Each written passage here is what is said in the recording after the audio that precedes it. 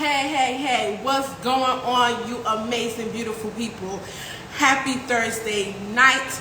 This is your girl, Kwamia. For those who don't know how to pronounce my name or can't pronounce my name, you can call me either Kwa, Q, or either Queen. Tonight, we have an amazing segment. Tonight, we have an amazing topic. Tonight, we have two amazing, beautiful Queen sisters who are joining me on this topic in this episode tonight. Tonight's topic is actually called Because I Said No. We're going into the deep and depths of these top 5 topics that we're talking about. These 5 quotes or bullet points that we're talking about inside this topic. So, warning, let me tell you something right now. These topics that we're speaking about, or these bullet points within this topic that we're speaking about, is very in-depth. It's going to be emotional. It's going to be physical, mental, spiritual, and social, emotional. We're going deep. We're going in depth. It's no holds barred. So if we offend anybody, we do truly apologize. If we end up basically speaking on a topic that you maybe either went through or maybe experiencing currently, or you know someone, definitely reach out, and I would definitely put the phone number that for resources, help that you can reach out to. But I'm telling you right now, it's going to be very uncomfortable. It's going to be very crucial. It's going to be very hardcore, and it's going to be no holds barred. So please, as I always say, engage. Please, as I always say, put your questions, your comments, or your concerns, or anything, and I want you guys to engage and to participate, because this is more of your platform as well as it is mine. So as I'm stating to you, and as I'm warning you once again, the topic with the bullet points within the topic that we will be speaking on tonight is going to be very crucial. It's going to be raw. It's going to be explicit, and it's going to be very emotional, physical, social, and spiritually, and non-spiritually. But we are actually speaking about in-depth, true topics that definitely need to be exposed, as well as need to be talked about, and definitely need to be discussed. So again, if we do offend anybody, we truly do apologize. It's not our purpose, nor our place, and nor are our intentions to offend anyone. So, but at the end of the day, the healing begins with the uncomfortable topics, with the uncomfortable truth, and with the uncomfortable healing. So let me bring on my girls, my Queen sisters, on now. Listen, thank you everyone for joining. Yes. Hi. Hey. Hey now. How y'all doing? Wonderful. Good. How are you? Listen, I'm amazing. Listen, y'all ready to get into this amazing topic? Oh. Kick her out. There she go. I'm so ready. You know me. I be talking too much sometimes. So as everybody, actually, I say so. We are actually going really true in depth, hardcore to the subject tonight.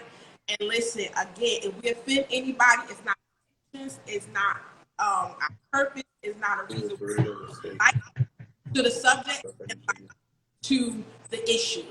So let's go. Your phone is going in and out when you speak, so I'm just letting you know the service is kind of stupid right now.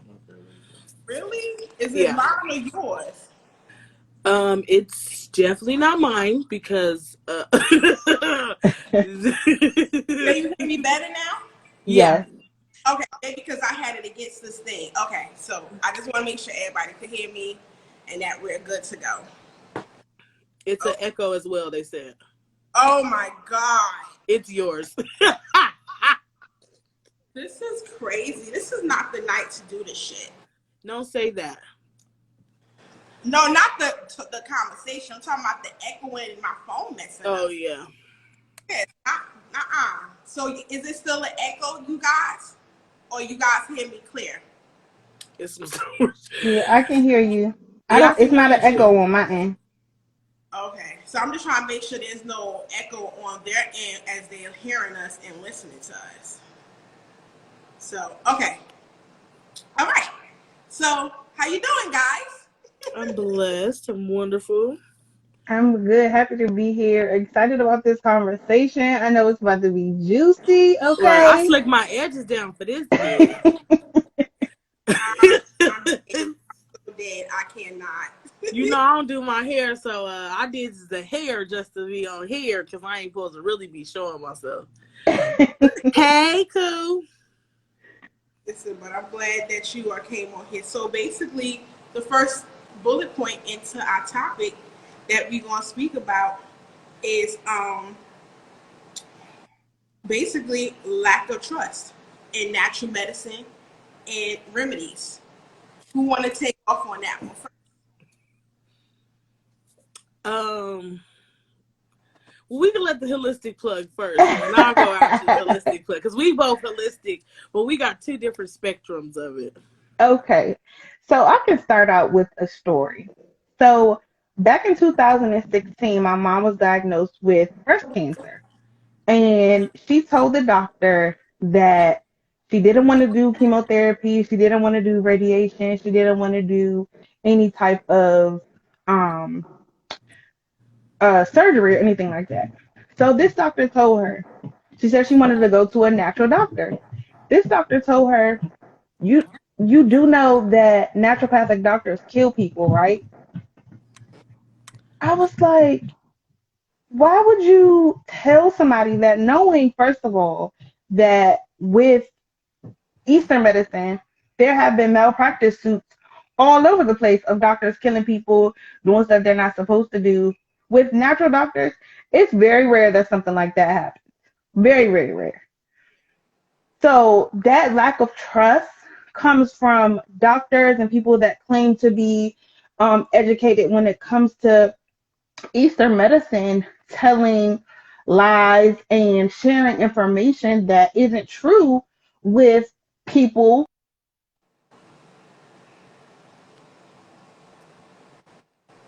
Sorry, can you hear me? I can hear you now. But sharing this misinformation with people to get them to do what they feel like they want them to do. Granted, I don't fault them because it's what they were taught in school, it's what they learned, it's what they feel needs to be broadcast and for people to listen to. Mhm. But that's not the truth for everybody. That's not what everybody wants to go by.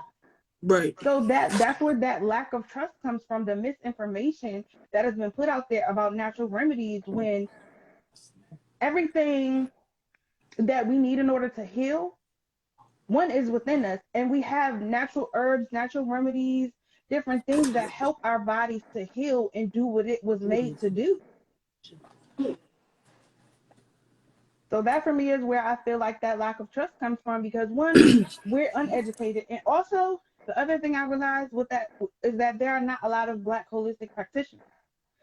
So if you go to an establishment to, get different, learn about different healing modalities, and for me, it's hard for me to learn from people that don't look like me, because we Mm. have our bodies are different, even down to this BMI that they tell us that we're supposed to go by. That's not for us.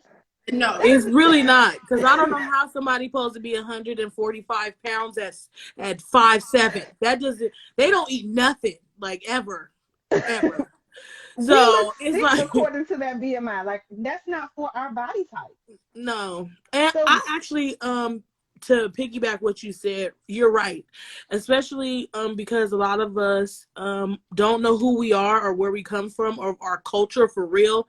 Not this nigga culture. I'm talking about real culture, like your traditions, which your grandma was raised by, what you was taught from the roots, or what they was taught from the roots, and what carried them through the last generations.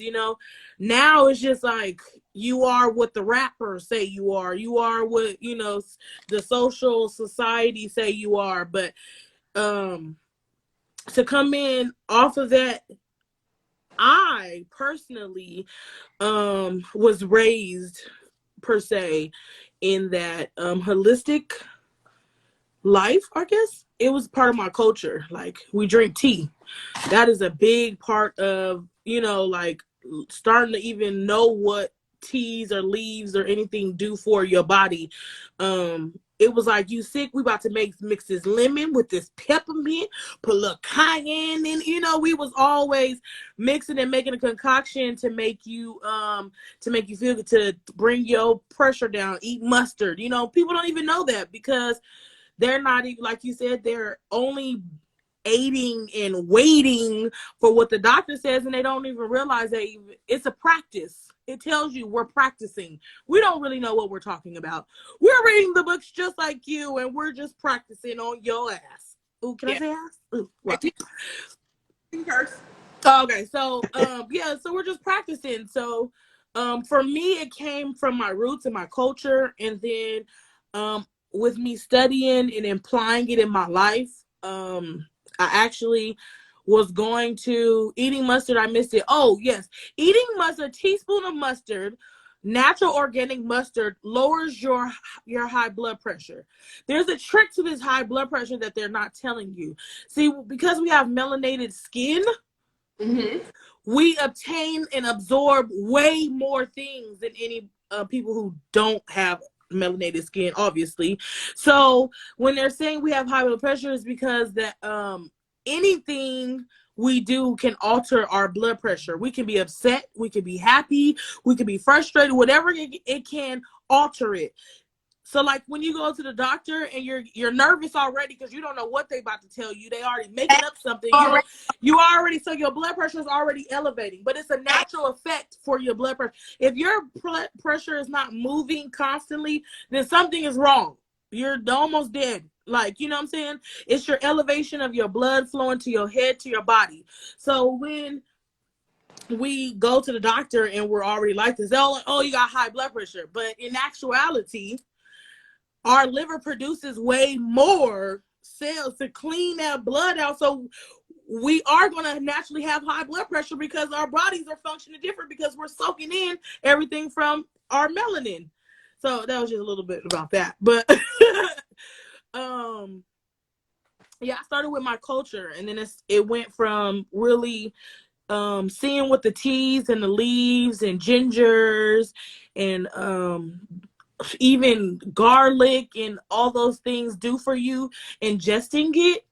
I applied it to hair. So I grew my hair with my product. I have a holistic hair care brand, and I teach everybody, like she was just helping me with this, like when people are trying to grow their hair, they think they just got to put something on it. Yeah. And it's not that. It's what you do with yourself within. Do you eat vegetables? You do vegetables? Do you eat your vegetables? Do you drink water? Like, if you're not hydrated, how do you think your hair grows? From the way that your blood stimulant goes through your body. So the more your blood is stimulating through your body, the faster your hair grows, the faster your nails grow, the faster your skin clears up and heals itself. It all starts with how you treat yourself.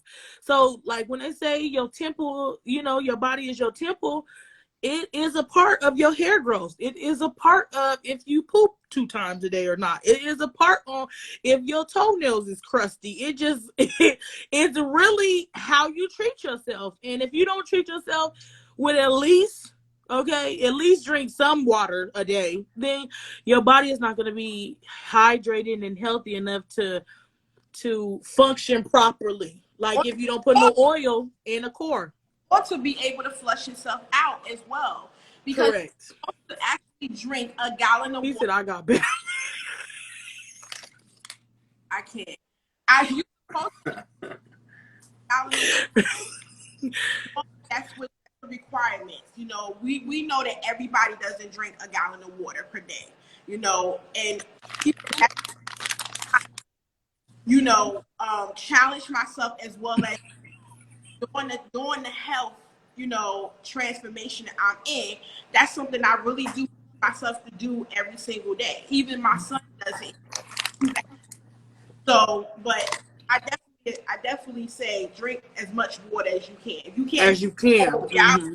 You can at least try to get to 8 bottles, like the 8 little regular bottles. Try to at least you can. Right.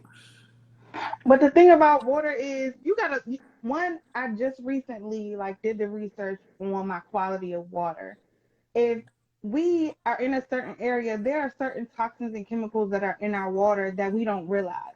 Yeah. If you haven't looked on, it's a certain website that will tell you exactly the quality of your water. And there's also a test that I provide where you can test your water to see what's in your water. Ooh, But having good quality water makes a big difference. Our bodies are 70 to 80% water. If correct. you think about that in terms of a vehicle, you have to change your oil every so often. If you're constantly putting dirty oil into your vehicle, it's not going to function at its optimal level. The Right. same thing goes for our bodies. If we're constantly putting bad quality water in our bodies, then our bodies are not going to function as it should. Correct. It will do some if we're hydrating, but having good quality water and knowing the quality of your water makes a huge difference. Yeah, absolutely. I definitely agree 1000%. And Yes. that's why my thing is I make it my business and my due diligence to make sure I have great natural spring water. Like I have to. Like I understand back in the day we used to always, especially people us from the hood, you know what I'm saying, drinking the faucet water, putting it on top of some ice. But nowadays, that shit doesn't fly nowadays. It really doesn't. You have to make sure you have that natural spring clear water because again, you know how many different things that water that's in the faucet, what it goes through before it actually comes to your faucet. Just imagine. And I just can't. So I just say my thing is just make sure you end up just basically just getting not purified, clean water. I'm going to mute for 2 seconds. I'm sorry, you guys. Okay. And it's a lot of stuff that white people are not telling us because recently I got this water filter system put in my home. And the guy that came to put in the water filter, he said, I'm so glad that I have a black person getting this water filter in their house. He said because it's very rare that black people are doing these types of things to make sure that they have good quality water. And I'm like, wow, like these are things that white people are keeping from other people, just sharing it with their people. And that's why I call myself the holistic health plug because it's so much out there that we don't have access to on a regular basis because they don't want us to. Yeah, absolutely, absolutely.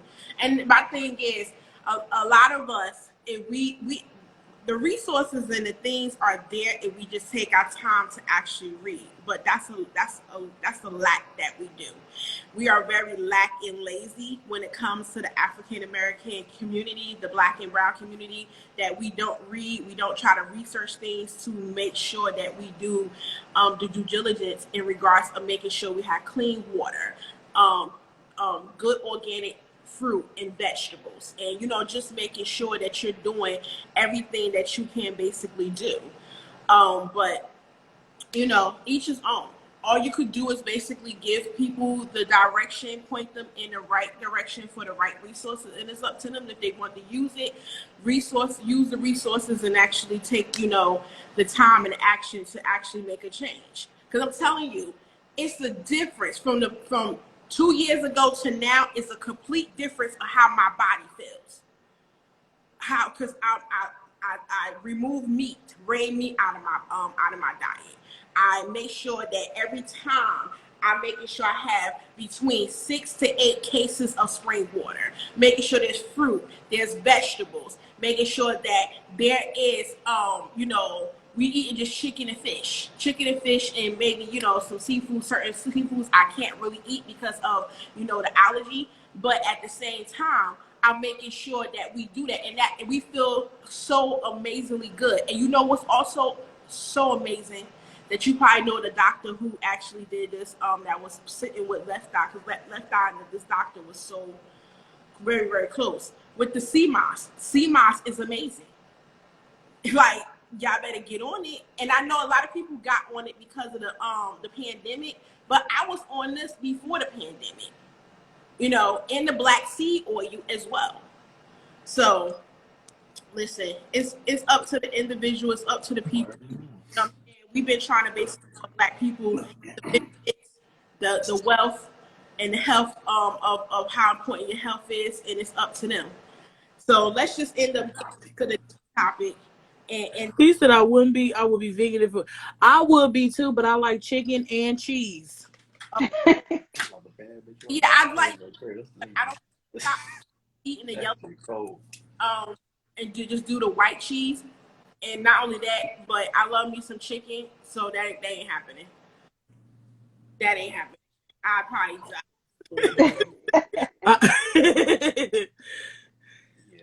I will probably. I can't wait. Okay. Only if you guys knew what was really going on behind my scenes right now. I could imagine. I could really imagine. Talking Alfredo, I'm weak. So, you guys, or no?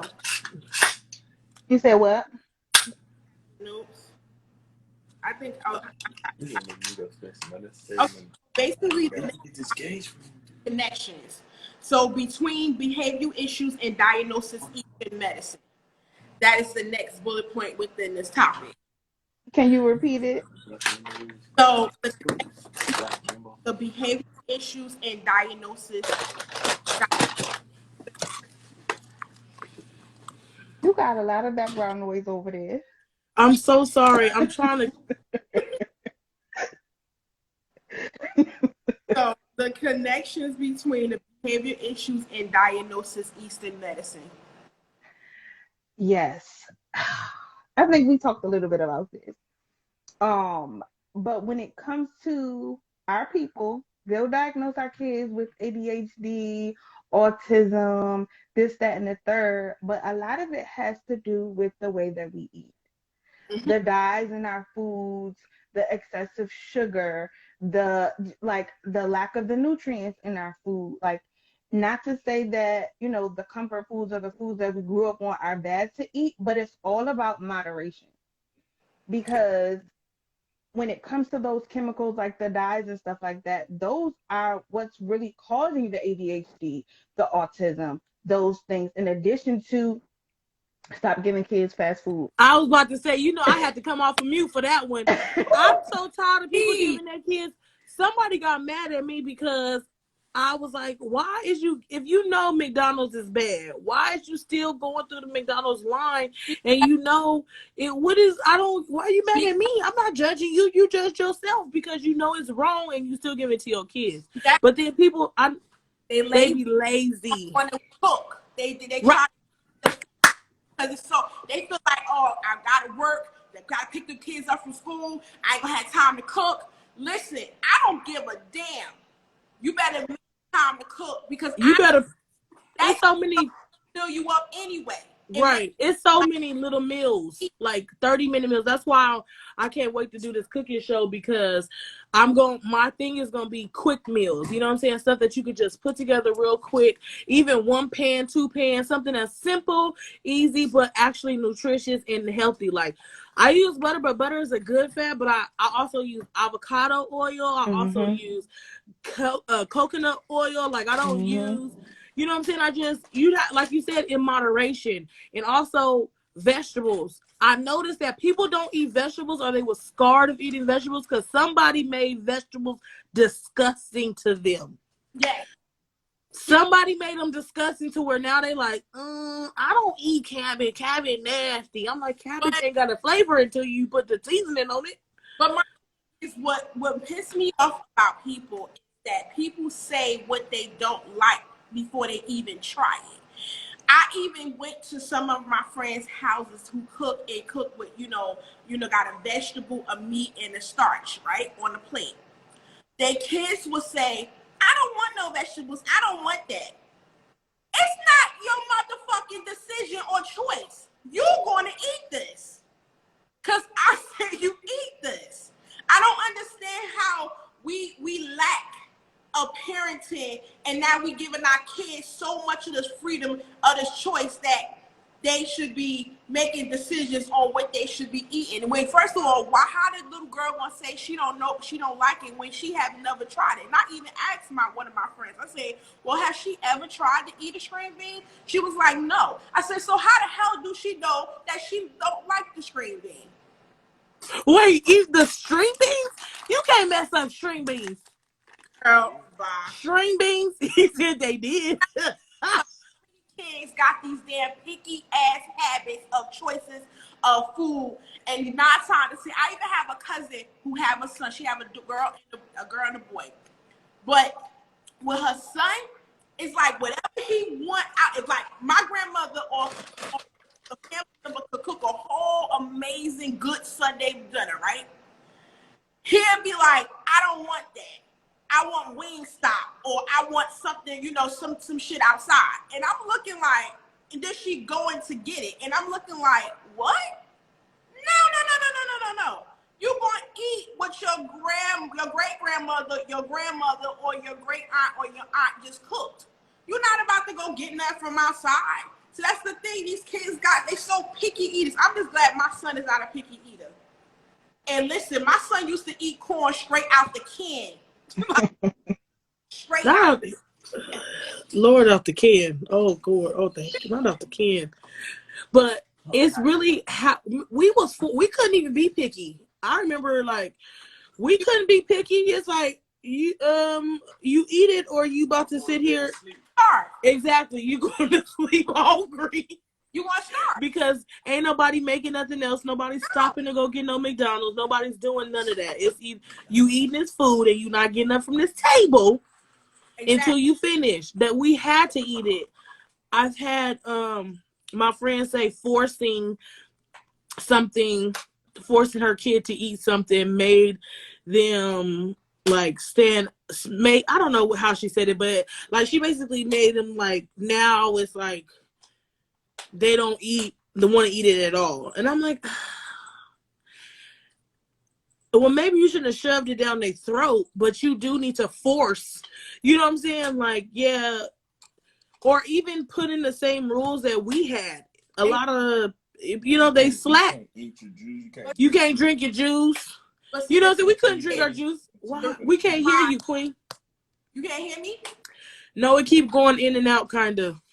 Oh, this is really whack. So the thing about IG, I'm glad they have the mute option now because it didn't used to have that. But the thing about IG is if it's two people talking at the same time, the it's gonna like cut the other person out. Okay. Can y'all hear me now? Yes. Okay. So what I was about to say is that basically the reason why there's also no old rules that we grew up with is because for two things. The grandmothers are younger and the mothers are even younger. So they not going off that periodic table and the foundation blueprint that we grew up with because we didn't have no choice. Like you just said, my grandmother and my mother said, well, if you don't eat that fucking food, guess what? You won't be eating shit tonight. And listen, eventually, because my brother was like that at one point, but eventually, guess what he ended up doing? He was eating that shit because he realized he's going to go to bed hungry. Because ain't nobody going to the Chinese store. Ain't nobody going to the McDonald's. Ain't nobody going to Wendy's. Nobody ain't doing anything. So you got to better eat this shit. So my thing is also the parents are giving the children too much leeway and too much of options for them to choose. Like, no. They running the ship. Yeah. And ain't nobody running the ship in this motherfucker. If you ain't, and listen, you came out of me. So that equates me as the parent. So you gonna do what I say and you gonna do what I tell you to do. But listen, it's crazy. But what y'all think? Yeah, I definitely feel like if we still had the Medias and the Meemaws and the grandmas of the different generation, of the older generation, then a lot of order would be, put in place. We had to clean the kitchen. I had to do everything. I don't know what these kids be doing now, but they lazy. I'm like, I noticed that a lot of this is who I don't you know, I don't care if I offend anybody. I know a lot of these hoes they at the beginning of the show, we offend anybody we do not mean to. Yeah, they lazy. So they not even like little girls is growing up and the mamas ain't even cleaning. You know what I'm saying? They not washing, they not doing nothing, and then they barely washing their ass. Like, you get what I'm saying? Like, it's just so like you seeing from per se your God, because as a kid, the only God we know is our parents. You know what I'm saying? Mm-hmm. You watching them in their ways and you're picking it up. So when you get older, you're doing the same thing, throwing stuff all over. Like, I got OCD. I'm be tripping. Like, I can't even do it. But like, I've seen it. You know what I'm saying? I've been places, or like I'm one of those aunties that like, if you don't pick up this shit, or like, you know what I'm saying? I'm one of those, like, this is just looks crazy. And instead of a person like taking it because they know who I am, they usually feel like I judge them, or they take it offensively. And it shouldn't even be offensive, because you know damn well that you didn't clean up in 2, 3, 4 weeks.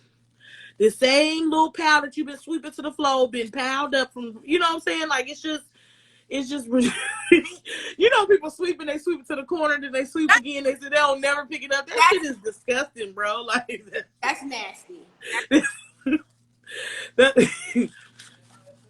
And this is the reason why. Right. Listen, this is the reason why I don't go to everybody's house. I can't, and you can call me bougie or whatever, but I'll be sitting there like, call me whatever, I don't give a fuck. I don't care, because I'll be like, I'm not sitting down, I can't even touch the walls. I'm so scared of bathrooms. Like, I am an island girl. Me not peace outside. Me no care. Okay? Me no care. You hear me? I will piss anywhere. Especially if I go in your bathroom and I look around. I'm not sitting on the toilet. I'm an air pisser. Okay? You hear me? I don't even like to go in public restrooms, because I don't like to breathe the bacteria air of somebody else's shit. I don't want to smell your shit air, okay? I'm not even that person. Like, I don't even know how to explain it, but I'm so that I can't even do it. And people be like, girl, you just could pee anywhere. Well, you know what? Back then in Mignon, in the West End, in the jungle where my people came from, we had to piss by the tree and shit. So I'm cool with that. I'm cool with a squat. I mean, this just exercise. I'm just exercising the Kegels and the muscles.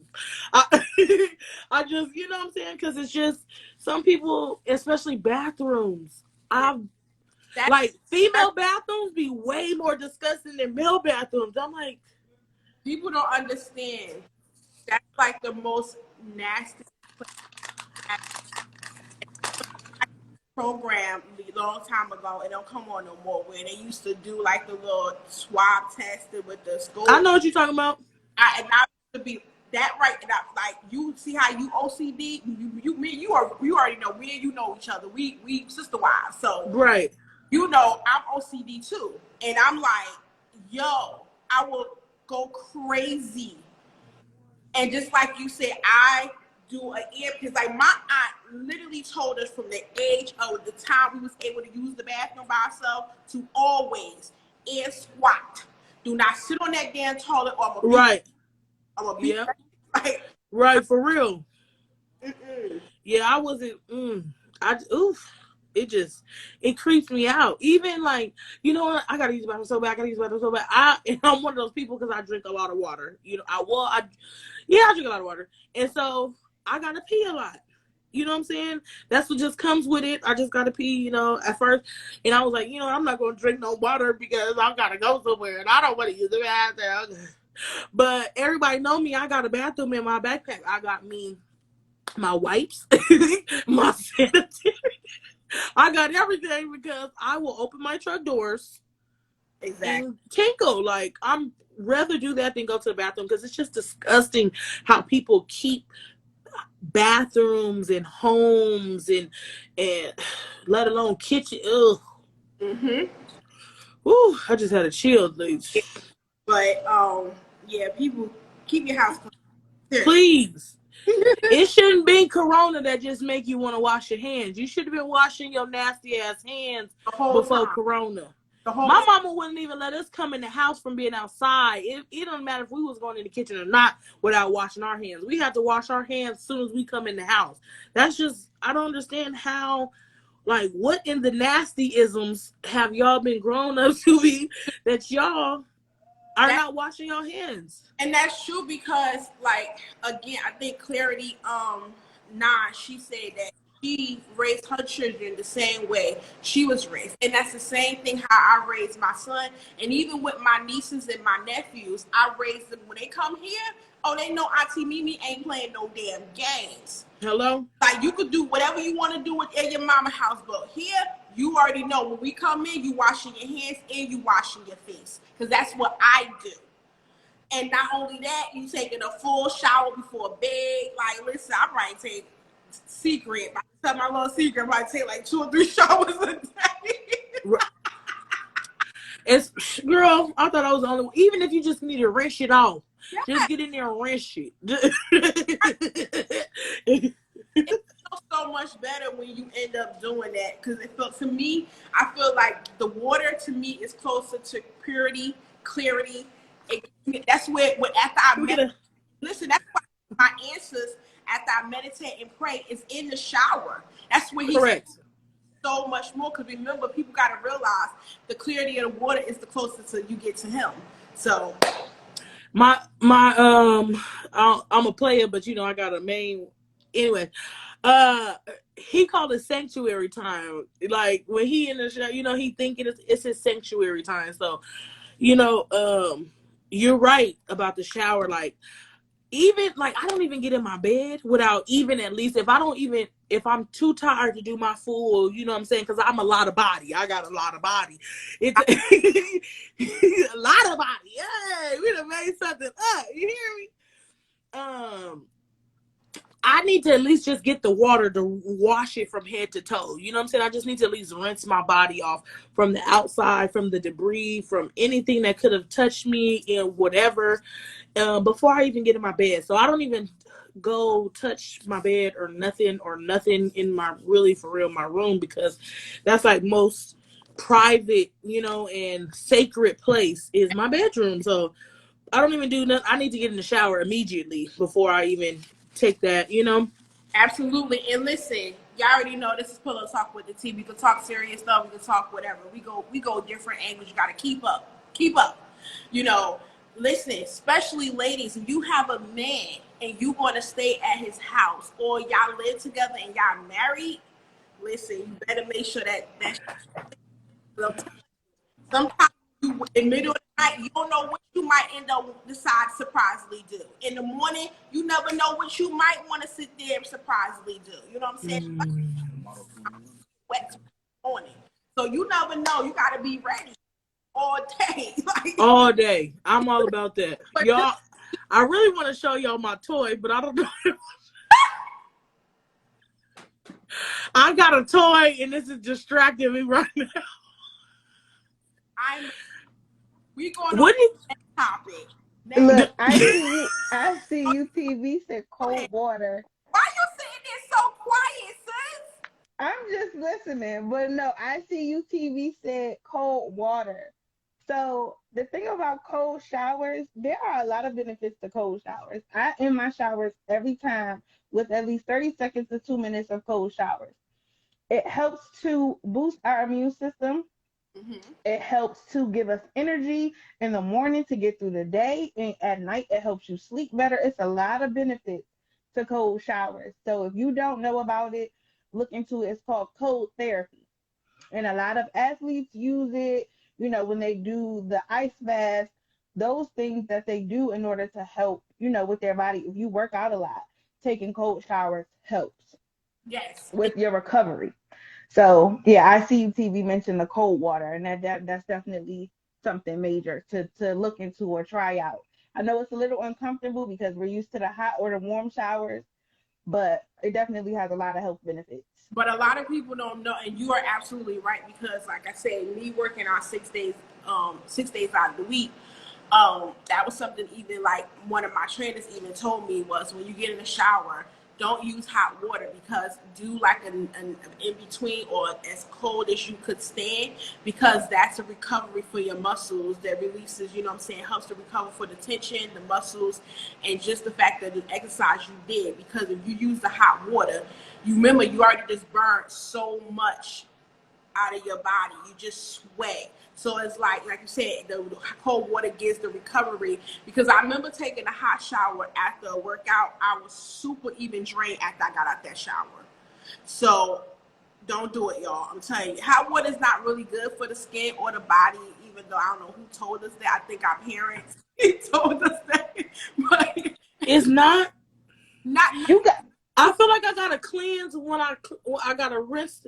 I gotta open up my pores and then wash myself with the hot water, and then I could hot water, not hot, super hot. Because I know somebody. Because that's me. I'm hot, super hot, burning. I'm red.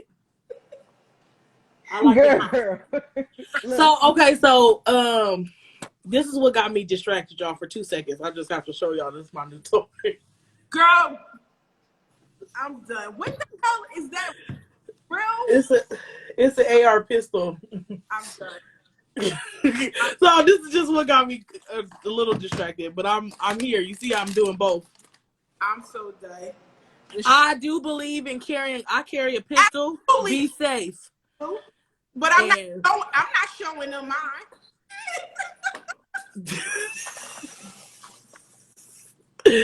They can see it. Everybody need to be heavy. They need to. It's among us because after this COVID shot, about to have people turn into zombies. Listen. I don't even want to even get on that because it's just so much craziness. It's making people show their true colors, and it's ridiculous. Like, man, I've been in so many different arguments, unnecessary arguments with people just trying to debate the fact that everybody should be made to get this shot. Why? It's that's my body. like the flu shot and every other shot. I have not ever had the flu shot. And I don't think I've ever had the flu. Maybe once or twice or something, but maybe once. And I don't remember, but like, I just don't think like Jessica, y'all know Jess Hilarious. She just posted a video, was it 2 days ago, about people who take the COVID, like the friend who took the COVID shot, and she, you know what I'm saying? And she was just saying, like, they was arguing back and forth, like the pros and the cons and like the difference in, you know, what people think about it. I'm like, I just don't understand. This is what I don't understand. This is the main objective. This is, if it don't stop me from getting the COVID, okay, why shall I take it? That part. Okay. That's the only thing. If it don't stop me from getting COVID, why am I going to even partake? But don't tell some of those who took it, because some of those really believe that shit really stopped them from getting it. And I'm like, baby, it doesn't. But I don't even end up having a conversation with nobody. I just listen to the foolery and I walk away. Well, I don't listen to the foolery. I walk away. And not only that, but you know what I'm saying? There's even, as a friend of mine right now, a job because they trying to almost require for all them to take it. And she like, I'm very like, got a foot out the door because I'm not wanting to take it. So she keep asking my opinion, and I keep giving her my opinion. And I'm like, listen, you already know how I feel. You already know what it is. Yeah, I'm working on a project, and they basically keep saying it like, are you going to get vaccinated? I'm like, I don't understand what happened from last week to this week of you asking me, but the answer still is no. I don't want to turn into a mutant, okay? I don't want my arm. In the video, she kept on hitting the arm like her arm was hurting. But I know one person who got the vaccination, and like, she just been depressed. She been going through a lot of mental things, you know what I'm saying? And then somebody else that's close to me got the vaccination. She was cool, but they got sick. Like, they got sick immediately afterwards. And it was like it was like it was like, oh well, this is just, Thank you, how when the honey. flu is, when they give you the flu shot and they got a little bit of the flu, and then they like, oh, okay, well yeah, we just give you a little bit because so your body can build up. No, no, no, no, it's not building up nothing. It ain't. It's not even helping, and that's the messed up part, that it's not even helping. My doctor was telling me, she was like, well, there are some pros. There's a frog in here. You know what? Nothing doing something right now. Right, you heard it. See, the thing about it is, so look, y'all, we gotta be mindful of this conversation about this shot and this virus because they're literally censoring and shutting people down, blocking people, banning people for having these conversations. Okay. So if you mention it, yeah, I'm just saying because they be We done gonna shut call it this the whole 19. We gonna call it something else. Then. they be done shut this whole live down. But I see you, he know he hip. So We gonna call it the wooka wooka wooka. yeah, we got them different code names because Right, it's it's the so much con. it's so much Don't that's drop the going con. on. It's so much that's going on, so much information that they're not sharing. It's freaking ridiculous. It's so much propaganda that they're using in order to convince, coerce, force people to get this jab. Like, no. Yeah. If this herd mentality, this sheep mentality, like if I was told, listen, if everybody going that way, you go the opposite direction. Yeah. I'm not. Listen. I'm not doing it. No, thank you. That's like No. when one person start running. You know how to eat, and you be like, wait a minute, you going opposite. I'm going No. opposite. I am not going that way. No. But let's get into this next bullet point. So what happens at home stays at home. Mentality that leads to children being abused by close family, friends, but never being talked about it. Let's talk about it now. Ha. So, like, That right there, that was literally my family. There was a history of incest, child abuse by family members, uncles, cousins, brothers, aunts. Like, get into it. It's not just the men that are doing it, it's the women as well. Okay. So, a history of it, lines of family members that were abused, sexually abused, molested, mistreated, and nobody talked about it because it was that, oh, what happens in the house stays in the house. hmm, And for me, I was the one to literally stop all of that, halt that, because I'm like, look, y'all don't want to talk about it. I'm gonna talk about it yeah. because I got tired of perpetuating the trauma, trying to cover it up with drugs, alcohol, promiscuity, just like living a life that wasn't the life that I wanted to live, but for the sake of trying to cover up the pain that I went through, Hmm. I was able to literally help the person that abused me learned we learned that the person that abused me was abused by one of our aunts and her god sister. Mm. So it's like you hear that hurt people, Yeah. and that's what it was.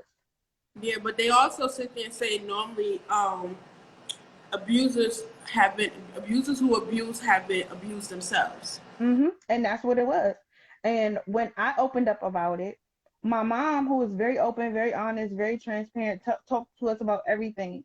Up under the sun, we had open, candid conversations about everything, but she had never told anyone that she was sexually abused by her uncle. Wow. And this same uncle sexually abused her cousins, a bunch of them, male and female. And nobody had ever known about it until I opened my mouth to talk about it, which enabled my mom to open her mouth and talk about it. Cousins that were in a whole nother state, she went to go visit and ended up having a conversation about it. And they were like, oh my gosh, like he did it to you too? Wow. Like literally generations of children have been abused and nobody talked about it because of this idea or mentality of what happens in the house stays in the house. You don't talk about the business that's going on in the house. And this And is it's so unfortunate. Yes, and this is the problem because at the end of the day, if somebody would have just had said something, do you know how that by somebody just saying something would have actually stopped him from abusing other people in the family or just or in the neighborhood or whatever? And 9 times out of 10, anyone that gets sexually assaulted or abused is normally a close family member or friend. And then you grow up and you end up basically not saying nothing, which this person you thinking like, okay, this person not doing this to me, but you don't understand this person is doing it to someone else because you probably took yourself out of the equation. You probably removed yourself out of the environment, but you don't see all them other kids running around and that somebody could, you know what I'm saying, he could be touching somebody else. And then Yep, and that's exactly what happened with my mom. Because the uncle that was sexually abusing her, it was her, I think her my aunt, which is her younger sister, and their cousin that was staying in the same room. When my mom was like, listen, if you don't stop messing with me, I'm gonna tell my dad. Instead of him leaving the room, he went to the cousin's bed. And like this mess is happening in families all over the place, even still to this day, because people aren't talking about it. People aren't sharing. People are ashamed. People feel guilty. People just feel like, like all of these different feelings that people are feeling because of what's going on in the house. And this whole idea, well, I can't talk about it. yeah, What's going on in our house is what's supposed to stay in the house. And it's not right. It's and so many people suffering in silence because of this. yeah, and that's that old mentality way of thinking that our grandparents put on us and that pass it down to our pass it down to us. And it's just like Bo from TG Design Shop said, women abusers are a lot more common than people. Absolutely. And No, males being touched on and molested is the same. I just think men, they don't take in consideration that men, no, when he said um, abusers, meaning that there's more common women abusing kids or someone, than this the average. oh, okay. Yeah. I'm like, I don't know why it is like not like a stigmatism, but it's like uh, unfamiliarity that men get touched on as kids as well. And like they really don't say that men are made to be tough, don't cry, don't say nothing, don't have no feeling, don't do this, don't do that. And it's just like, and then they grow up to be like that. And then you be wondering like, why this man ain't talking to me? Why this man don't do this? It's because he was so long, he was taught not to say this, not to show this, not to do that. You know what I'm saying? And that's how it goes on into their relationships. But I come from a secret, like my family is like a cult. Everything is a secret. You know what I'm saying? Like we really don't say nothing. And there's been instances where, you know what I'm saying, somebody has been touched and it came out later on when the person was grown and was able to be comfortable with saying it. But I feel like I do understand why we are not saying everything that goes on in our house. Like, just like you can't say everything that you and your man go through to your homegirl because you ain't going nowhere. You know what I'm saying? So it's the same. It's the same effect when it's in your. Don't be laughing at me. I'll be I serious. know me, sis. I cut it off. Right. Right, you know what I'm saying? Like you calling me every 7 days about Tyrone and him do, you know what I'm saying? It's just the same effect. I feel like, you know what I'm saying? It's like you putting yourself through turmoil unless you really want to be broken free of it. Then you come out and you say this and but I do understand the difference in it and the severity of not letting all your business hang out on the street because back in the day, it was like the whole, like the neighborhoods were really the community, like a community, you know what I'm saying? And your auntie and your cousin and everybody was in your street on your block or the next block over. So it's like news travel fast. Oh yeah. And then you didn't want to be embarrassed, like to say that Uncle June touched you or something like that. you didn't want the whole neighborhood to know. You didn't want everybody coming up to you like, I'm sorry, and saying that to you, because it's embarrassing and it's hurtful. And a person that can say I'm sorry doesn't mean that they understand really what you feel in the inside. That's why when people say, I'm like, don't say you understand, because you don't. Especially if you've never been through it. And that's like when I have friends or people that I know who loses someone, and if I had never felt that feeling of losing that particular person, family member in my family, or I don't really say sorry. I just give my deepest condolences, because you don't know how that feeling feels. So it's like, and honestly, people don't be wanting to hear that shit at that time, honestly. So I come out and say there's nothing I can say right now, but all I can do is just hold you tight right now, because no words ain't gonna make you feel better. But just to get back to what Amber G said, she said it's easy to say someone should have said something, but that take mad courage. And that's I 100% agree, Amber, because what I was saying earlier is not me sitting there thinking that it's so easy for someone to say something, because this is something in season 1 that I spoke about in regards of sexual abuse, rape, molestation, and all that. And sexual assault, when I talked about it in season 1, and I literally was standing up for everyone who have ever been in those situations, and even at 50 years old, probably just now saying something when the shit happened at 3, 4, 5, 6, 7, 8, 9, 10, 11, or 12 years old. So I definitely understand, because like even what my queen sister or my sister wife just said, at the end of the day, it's embarrassing. And not that your abuser is going to threaten you and scare you to not to tell.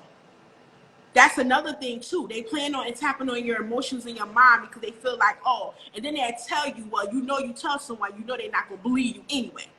So it's a lot of stuff that they do to manipulate you to make sure that the secret stays the secret. So absolutely. But at the end of the day, I always say, even though yes, it's easy said to be done, that someone should have said something early, which would have saved so many other people within that family. However,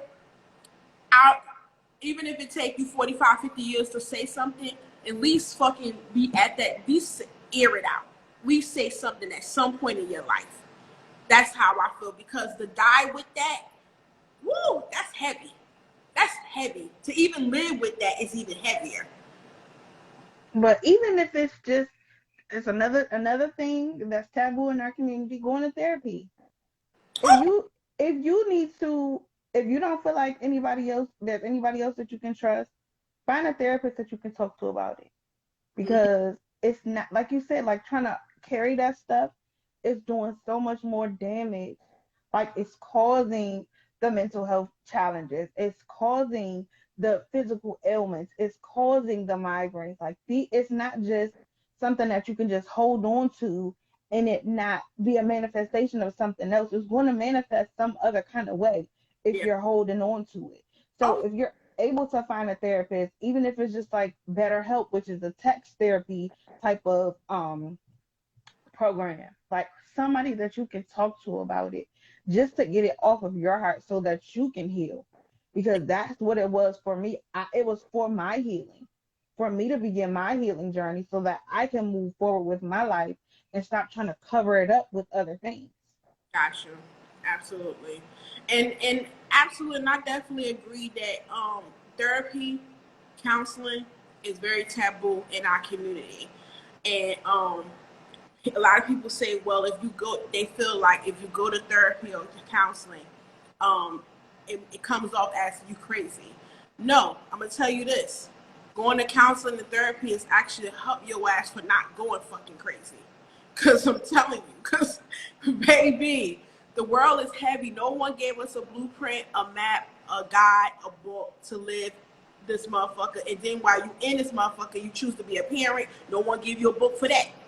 You choose to be anything else in the world, whatever you are in your family. No one give you the blueprint or the guide for that or the instructions. So it's like you battling and figuring this out as you live and you go. You want to make mistakes. You want to fall. You want to slip. You want to do the things. But I feel like at the same time, people do those mistakes but don't learn from them. And if you do learn from them, good for you, because that means you're getting your shit together and you're looking at yourself. But just like even Amber said, honestly, it's hard for children to process all that. We need to be better adults and really protect our children. We absolutely do. And not only that, that's something what I gave my son when he was young. I sat there and said, I prepared him, one, to have effective communication with him because that's how I was raised. Not only that, I also showed him that it was okay to share your emotions and also raise him to acknowledge his emotional intelligence. So at 20 years old, he have the emotional intelligence to know that if my heart break, I could cry. If I hurt, I can cry. Is that just heartbreaking, not just for women? Hurting in a relationship or in a family member or somebody died is not for a woman to cry. It's for men to cry too. And that's how you just sat there and you said, sis, when you said that normally with that pain end up turning to something else. And 9 times out of 10 with our men, it turned into anger that leads them into prison. Because I'm telling you, half of the population of people that's incarcerated, I guarantee you, there's something behind that made them get there, who made them become who they are to get there. I guarantee you. I guarantee you. But Yeah, it does take a toll on their reactions or how they react, especially if they're not strong enough to um, control how they react towards certain things, or something they haven't dealt with all the way can trigger something to make them react in a certain way. It's really big. Like, I don't even know how to explain it, but like I do advise people to have, even if you don't have a shrink or something, you know what I'm saying, have at least somebody that you could talk to and get it out with and express without being judged, because it helps. If you have a partner and you can't talk to your partner, why do you have a partner? Like, you know what I'm saying? Like, what is they doing? What is y'all doing? So, I really feel like it's a help to take yourself to the next level, because a lot of the things that we go through when we're younger halt us from growing to where we need to go in the future. And especially getting to those levels and elevations that we need to touch and get to, because we're hindered by a past thought or a past event that has halted us. I am a victim of that, per se, as well. Me talking through experience, not just, certain things I just recently had to go through just to realize, and my partner helped me through it. Like, hello, you need to realize some things, like, yeah. it just, like, you right. Like, nobody, even our parents, didn't have no roof. They just figuring it out. And as the world elevates and changes, it's different. You know what I'm saying? Like, before, you used to be able to pass out flyers and get clients, as hairstylists. Now you got to be the most poppin'est girl on Instagram with a little shape. Got to have a curvy body, look plastic, fake plastic. Your attitude is plastic and fake. You know what I'm saying? And like, you're really not real, but that's what's getting you the likes, and that's what's getting people to come sit in your chair. But it's also, I realize that it's not the people that's going to be consistent. It's just the people coming to see you for real and then move around to the next best thing. Those, so. Yeah, just so they can post on their social media page and tag you to say, "Oh, I was this my hairstylist," or whatever the case may be, just for the Right, clout, so just for they the could get, likes, just for the exactly. following. That's all that shit is. So, um, I think this conversation, that right there, probably got a lot of people shutting up, because Eh, they are really harboring things that they need to fix Are you right now, for absolutely? sure. But the thing is, I listen. Even though when I'm doing, I'm a very huge multitasker. And Me anyone too. knows I could be doing something, but I'm still observant and I'm watching. I watch people. I Mm-hmm. watch people to the core because I'm a strong believer. What my grandfather told me is that you pay attention to what people say and do, because they will tell who they are and they will tell on themselves. You ain't got to figure it out. People will tell who exactly they are, because actions speak louder than words. A motherfucker can speak all day, but when what they do, that the main reward that will show you if this person should be in or be out. But when we talk on these topics, you start seeing, you know how like back in the projects, when you got the roaches in the kitchen, you got the lights off. As soon as you turn the lights on, they scatter and go away. That's how people are when you start to talk about the uncomfortable conversations. When you start talking about topics like this. And it's like, my thing is, cool. If you want to continue to be traumatized, fucked up, mentally confused, and not self-evaluate yourself and go to therapy and sit there, script yourself down and actually be the better version of you. Because one thing of saying being a better version of you is actually another thing of doing it. Because where I really do see, let's go back to this whole Instagram fake Barbie doll shit. I see a lot of people like to post affirmations and they want to sit there and they want to post the different things they're doing. But are you really doing it? Are you actually doing the work, or you just saying it because it sounds cute? You know what I'm saying? Because, like I said, I was created and built for this right here. And I listen, there's no conversation that no one could throw at me, or that anybody could enter a room that I'm in, or I enter a room with someone in, that's going to feel uncomfortable to me. Because I'm ready for it. I'm ready for it all the time, because you want to know what? When I talk to people and when people talk to me, or I'm into the room, as long as this knowledge wants something to elevate me to a different level when I last came into that room and I'm going out with something, I want to hear what you have to say. Because something maybe I went through and I experienced may end up probably help you. I could give you the bridge and the gateway and the gap to where you may need to go. But I see a lot of people, especially in our community, black and brown people, they start to fucking go away. They start to run. They start to escape. They start to flee. Because everybody they're not ready. And it's okay you're not ready. You may never be ready. You might die fucked up. And it's okay. That's cool with you. But me, I'm not. Sorry, like I said, this program, this show tonight, I'm hitting it home. I'm hitting it on the straight core. I'm not sugarcoating shit. Nobody's friend. Like, I'm here to help the people in my community, and I'm here to help the people. So, however I give you is the way how I'm gonna give it to you. The passion in your eyes when you just said that, though, it just shows. I don't know if y'all paying attention, but you just said it with your eyes how passionate you are. But you're right, like you very right. They be scattering, but when it get real, when they say shit got real, when shit get real, they don't want to hear that. They don't want to hear they really got an issue. They don't want to hear like you really hate yourself. That's why you change your whole body. See, but they don't want to hear that's that. a trauma response. All of that is a trauma response. Our people have been through so much trauma, continue to go through so much trauma. And that fight, flight, or freeze, like, that's a trauma response. When people are running from the truth, that's a trauma response because they don't know any better.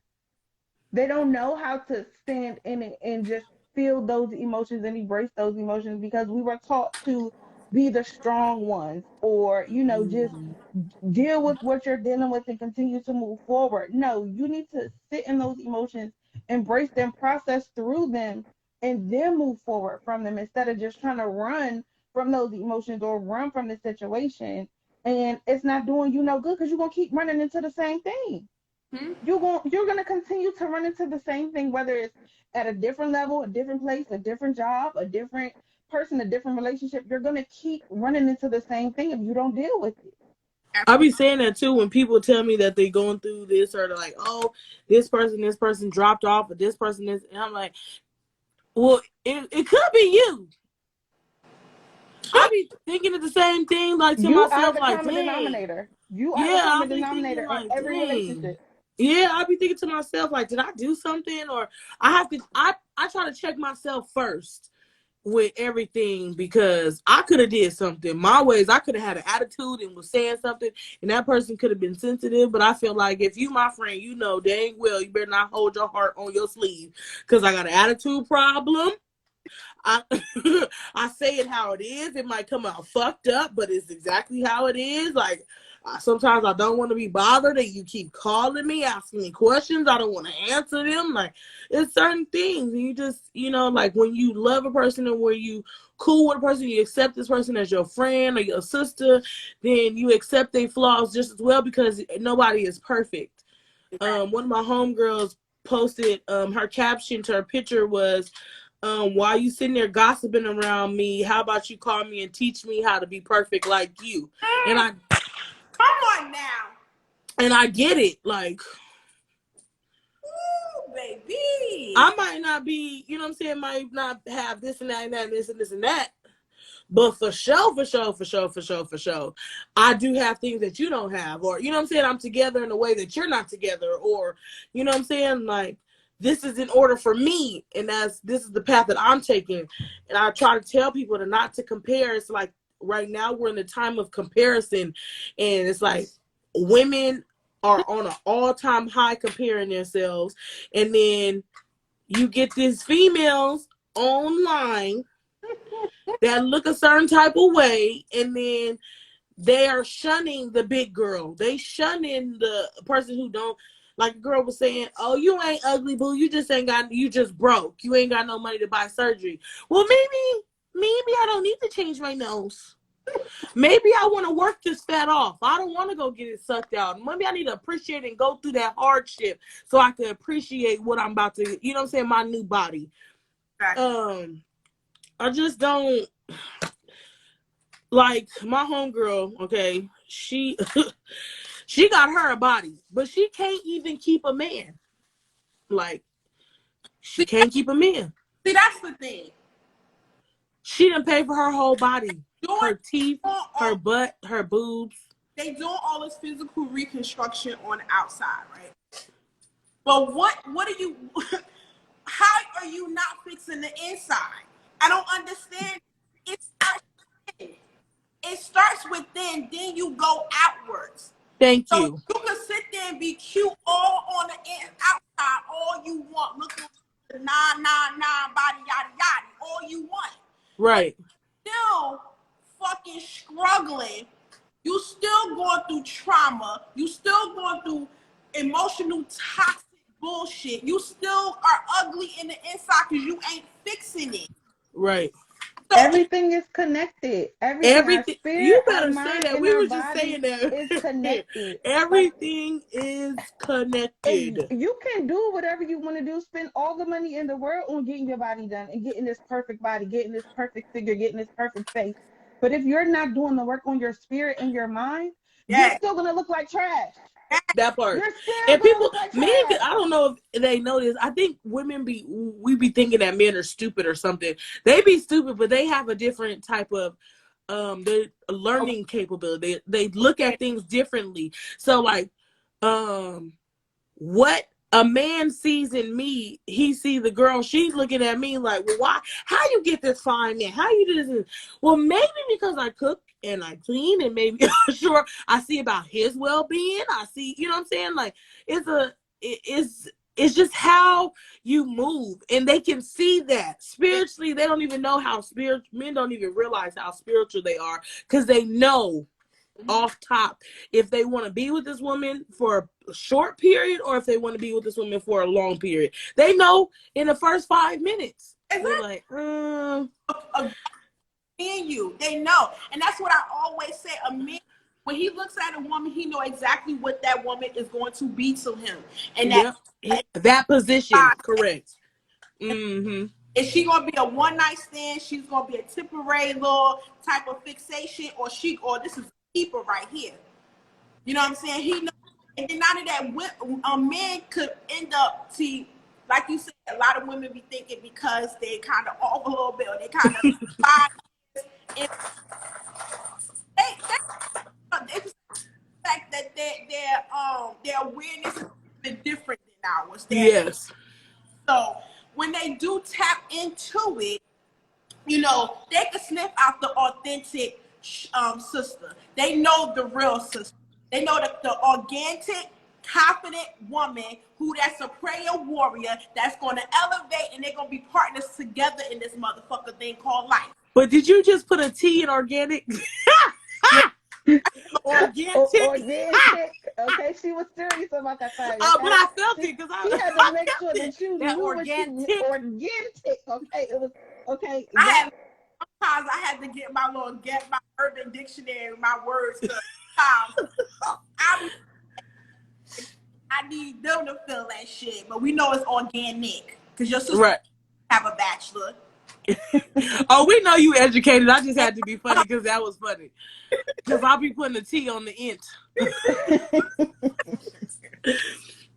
No, but social media have people really, really losing their mind because it's literally a highlight reel. People not really showing what's really going on in their lives. Y'all talking about relationship goals, business goals, looking at other people's lives. Like everybody has their own path. You don't know what they're going through or what they went through in order to get what they need to get. Okay, you can sit up here and say, "Oh, I want that. Oh, I want that." Are you willing to do the work? That part. Are you willing to go through the suffering? Are you willing to go through the sacrifices? Are you willing to really do what they did in order to get it? Because you don't know. You don't know half what the time they not. They half you the just time want the instant not result even that you're seeing. Yeah, it's not all what they say glitz and glamour. Yeah. Like, especially with relationships, you got to put in that work, and it ain't gonna always be peachy, lovey dovey either. It's gonna be hard, and it's gonna be probably some things that you don't want to deal with and go through. So I don't know why they like Valentine's Day, or even now I noticed like people post their gifts, and it's like now they just like, now it's like I need to out top the best Mother's Day gift, or I gotta top the best birthday gift, or you know what I'm saying? Like it's just these proms that are looking like weddings. Child. Why y'all spending all that money on the prom? What? On the prom. Oh my. Listen, not the carriage though. They had the carriage. I seen the horse and carriage. I'm like, so what you gonna do for your wedding? Exactly. That's why these kids are so freaking entitled. Because it's like, I want to give my kids what I didn't have. You gotta still have boundaries with your kids, no matter if you got money or not. They gotta know how to work for it. They gotta know where it came from. You showing them all of this stuff, then when they get out in the world, they losing their mind because they not making the same amount of money. They're not making the same amount of money, but they also don't even understand the concept of working at this point because they didn't have to do chores to get that phone upgrade. They just broke their phone and got a whole new one. They didn't have to suffer without a phone. You just getting it. Like literally, like you said, entitled. That entitlement mess.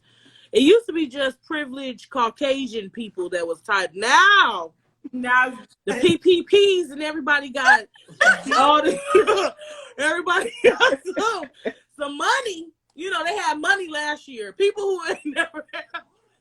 Oh, you listen. You could tell the ones who use the money and the ones that's not. You can tell it all in the action, baby. Right. Because I ain't gonna lie, I grew up spoiled. Okay, I'm spoiled as hell. You get what I'm saying? But I'm a hustler. Because you know what I do? I don't want to be deprived of the things, but I know that I got to do it for myself. Even though I'm, ixnay, I'd be like, babe. But you know what I'm saying? Like, I can't not do it for myself. If you know what I'm saying, like people say, "Oh, you spoiled." Yes, but I can spoil myself. I take myself out on $200 dinners. Like, you know what I'm saying? Like, I can do that by myself. Like, so I expect it, period, But see, like you said, they don't want to work for it. They just want you to be able to take them to Benihana's every month. But they don't want to pay the bill. But see, sis, that's the difference between the fact of us being spoiled when back in our day, but we still was being taught what hard work us. You know what I'm saying? They teaching and showing them those things, but they missing the most element keys. You got a piece. Like you can't get them half of the motherfucking puzzle, and we're missing pieces, and it ain't walking around. The cartoons they watch, fucking SpongeBob SquarePants with holes in their motherfucking souls.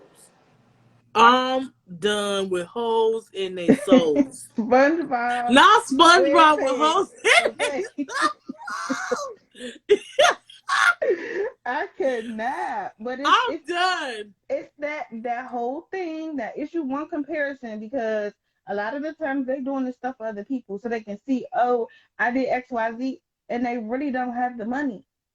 They going into debt, or spending their rent money. Okay, you did all this for prom. How you gonna pay your rent next month? Why your Exactly. lights turned off? Like, Christmas is a prime example of the bullshit. Christmas is such a prime example. We get kids stuff all year long. Kids get stuff all year long. But I notice that parents break themselves to supply Christmas gifts for one day and then gotta pay rent 5 days later. I'd be so confused. It's all for other people. They showing off All for to other show. That's what I'm people. saying. It's just like, who got the best Christmas tree with all the gifts under, and who got the most Louis, Tui, and Tui. But you complaining that my love putting $27, but you just went to the Gucci store. I don't want to hear that. Somebody asked me in a business meeting, was like, don't you think that's too much? I'm like, when you went to go get your Cartiers, did you say that to them? Or because I don't care what my price is. You either pay my price for my good old handmade product that came from love, or you don't get it and your hair still be bald. It's your choice, not mine. But it's gonna be this price. But that's the only time they're trying to negotiate prices is with us. But They ain't going to no white people store talking Oh, about some, yeah. oh, can you give me a discount? They ain't going to no Asian person store talking about some, oh, I think this is too expensive. You come to us thinking that we're supposed to discount our stuff just because we're black. We have the same quality of stuff as everybody else, if I not mean, better. Okay, so don't come to me talking about some, oh, it's too expensive or you're charging too much. No, I'm not charging enough, for real, because if I'm my still prices just attracting went up people like after this you, it's a conversation. problem. Okay, it's a problem because I'm still attracting people like you Inflation. coming to me about my prices. Okay, so listen. Right. Somebody must have pissed you off for saying that, because I seen the passion in your face. Listen. I'm After this conversation, watch, I'm about to change my whole menu. It's about to go up again. I just changed it again. COVID, I changed it. I'm about to change it. I'm always inflating. I I I feel like at my stage, I want to get paid a certain amount an hour, and if I gotta look at you for this hour, this is how much I want to be paid for them hours. Period. So if you don't want to get your hair done, I used to be like, oh, okay, well, negotiating. No, I'm not the great debaters. I'm not negotiating. I'm not doing none of that. It's either you want to pay this or you don't. What Listen, I realize is if you men. broke, just say that. Like, just say that. When I say it costs as much because it takes me fucking hours. Okay. You being broke. Like, my thing is, okay, if you want to do something, you want something, and you want to come and get something from me, just be 100. You know what I'm saying? Don't put on a show thinking like you got at least $300, $400, but then you can't. You know what I'm saying? You can't get it. Like, one thing about with me, with my family and my friends, I ain't really got that much right, but your girl got you. Can we do something? Like, I'm gonna keep it 1,000, because one thing you ain't gonna find about me, I'm not gonna pretend something I'm not. People find a way to pay for what they want to buy. Okay, so That they can part. sit up here and try to say, "Oh, it's too expensive," or, "Well, maybe you can do this price." No, I can't, because if you really wanted to do it, you will find the money to do it. Okay. Man, how much your BBL cost? Well, you know what? Your price just went up. Now your weave went from $250 to $450. You want to keep? I'm serious. Like, it's ridiculous. You right? How people just expect a discount or expect a deal or expect, when this is our livelihood. This is your livelihood. This is how you make your money. So how am I supposed to short myself on the way I'm supposed to live because you want to be cheap? That's not right. See, but it's so much of a stigma. It's so much like, we get bad rep from black business owners that don't have the customer service or that don't have the quality of products, and they're putting it on all black business owners. Mm-hmm. And that's not right. It's not fair at all, because you're not going to go to one Chick-fil-A that got bad customer service and say, oh, I'm not going to no Chick-fil-A ever. You're not. You're going to go to another one. You're going to find another one and go support them. Right. So don't sit up here and say, oh, because I had a bad experience with 1, 2, or 3 black business owners, that I'm not going to black business owners. Like ICU said, we're not being taught. We're just going out here trying to do it for ourselves. Like, we don't have $1 million parents that are literally giving us trust funds to start our businesses and start our lives. We don't have that. We don't have the access to the information. We have access to the information, but we got to piece this stuff together, Googling it and reading it from books, when they're literally going to school, getting MBAs, doing all of this other stuff, have access to information, and business owners as parents that already have $1 million companies that are telling them and showing them what to do. Right. So instead of you going on the internet and bad mouthing them, tell them, like, this is what you could do differently so that they can be better for the next customer, versus going on social media, doing this whole big thing to bash their business when this is how they're trying to take care of their family. Absolutely. We're not supporting each other enough. We're not trying to help each other. We literally like crabs in a barrel, like trying to pull each other down. That's true. But at the same time, what pisses me off as well is the fact that they don't go to links and they don't go to Karen to go ask them about the discount. We automatically out, like you guys were saying earlier. And on that note, I just want to know, with like, who is this in a menu that we all missed? Because I could have swore that we was business owners as black people, just as everybody else of the color and races. So why we say it's $250, bitch, I'm not giving it to you for. It's $250. That part. So like want me to now change my price, that kind of upsets me. And the thing is, like, me being an entrepreneur end up teaching me that everybody's not gonna be in your market and everybody's not for you. Right. It's okay with that. You really have to be okay with it. You got to be stern on what you say about what you say and your prices, and really just to show people that you're not playing. People be playing and they go their whole life playing with shit, and then when they see that you playing, they're like, oh, okay, so I can play with her. But when they notice that you're not playing, and it's either you pay this or you know what I'm saying, or you can move around. I noticed that the more stern I got into saying, like, this is this and this is it, you know what I'm saying, the more my real clients, the clients that's meant for me to be there and to be around, are consistent, and the ones that really ain't, it's gone, you know what I'm saying? And I have no problem with that. I have no problem with losing clients. Some people are scared of losing customers and clients. Some people are even scared of being offensive to most clients. But in all actuality, is you structure your business how you want it. So if you're gonna be a pushover and you're gonna be owing and debting your whole business career or your business, time, then there's no point of even doing it. Like it says, scare money don't make no money. You can't be no punk out here. It's a whole bunch of sharks. That's true. I'm more like a whale, though. Like I'm I'm more not like an playing with octopus. I'm not playing with you. I'm not at all on that one. It's like you really gotta be like, I don't know if people watch Shark Tank, but I'll be paying attention even to the words, that they be saying to the person. Like, yeah, you got a good pitch, but nobody wants to buy this because it sounds stupid. Go back and do it again. And people's feelings get hurt. But I'm like, that corrective criticism should push you to be like, you know what? Okay, let me critique this, move this, do this, and then come back even harder.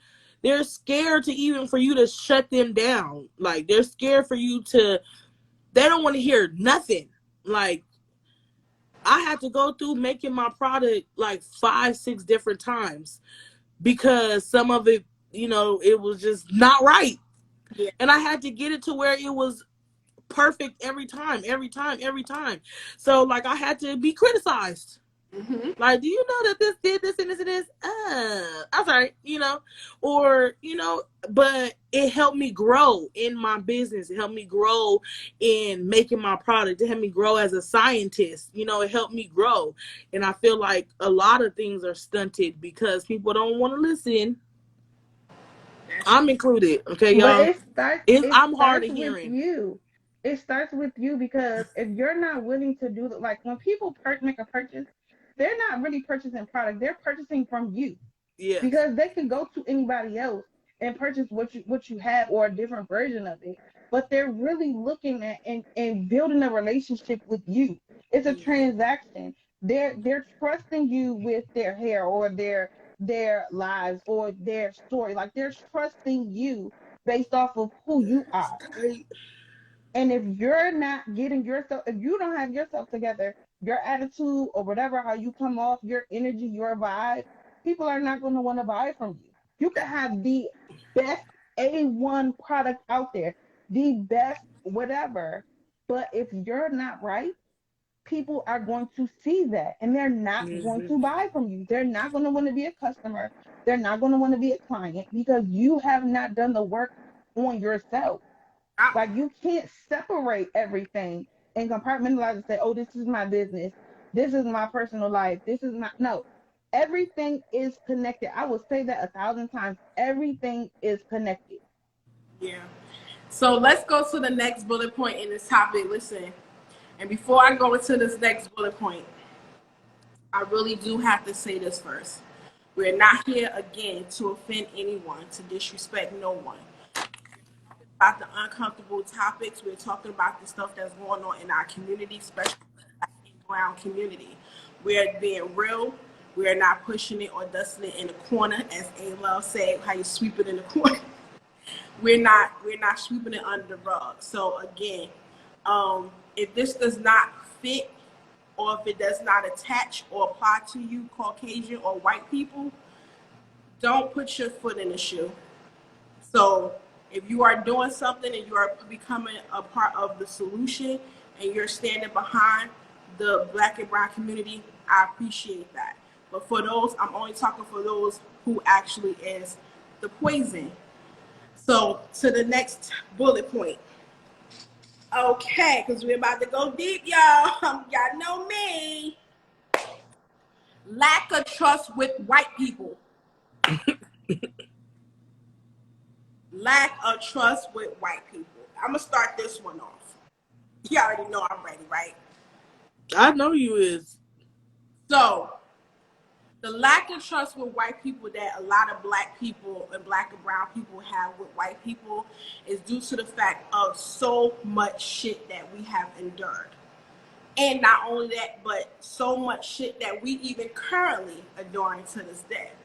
So we can't be faulted from the trauma that we endured due to the fact of police brutality, slavery, what other stuff I'm missing? Like just so much of the bullshit. You know what I'm saying? Additional, Not equal in the workforce. not exactly. You know, and not even just in the and not not equal in the workforce, but not even equal in the world.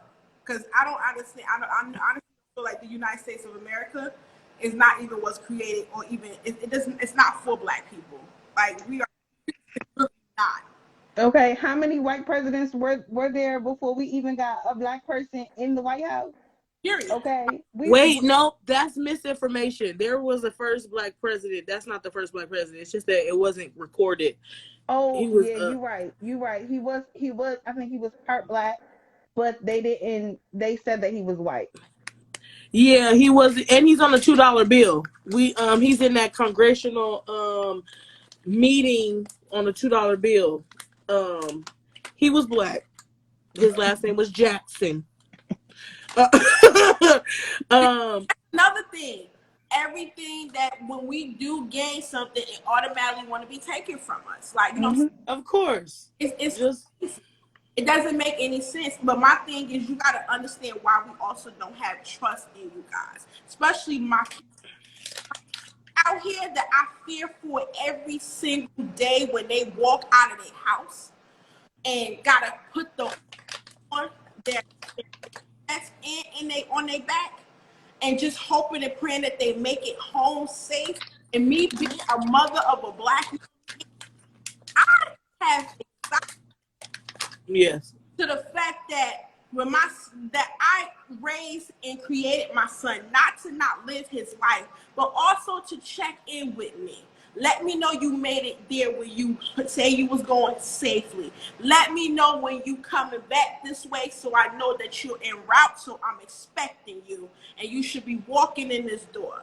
You know what I'm saying? Just to make sure even when he on college campus, because we know they out there, they there. You know what I'm saying? And especially with him being a black young man athlete, we already know who's looking at him more than anything, right, y'all?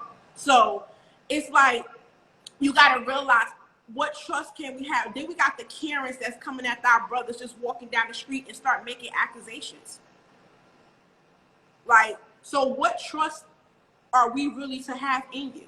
And then to the police officers, which I do have correctional and police officers in my family. You know what I'm saying? I'm not saying that all of them is bad, but listen, those few bad apples make it fucking rotten for the whole bunch. And Yeah. Y'all, did y'all hear about that story of the black woman whose child they took because they said that she refused a B12 shot for her baby? mm-mm. So it's a whole big story going around. I can't recall what state she's in, but she just had another baby, and she had stopped breastfeeding her oldest child.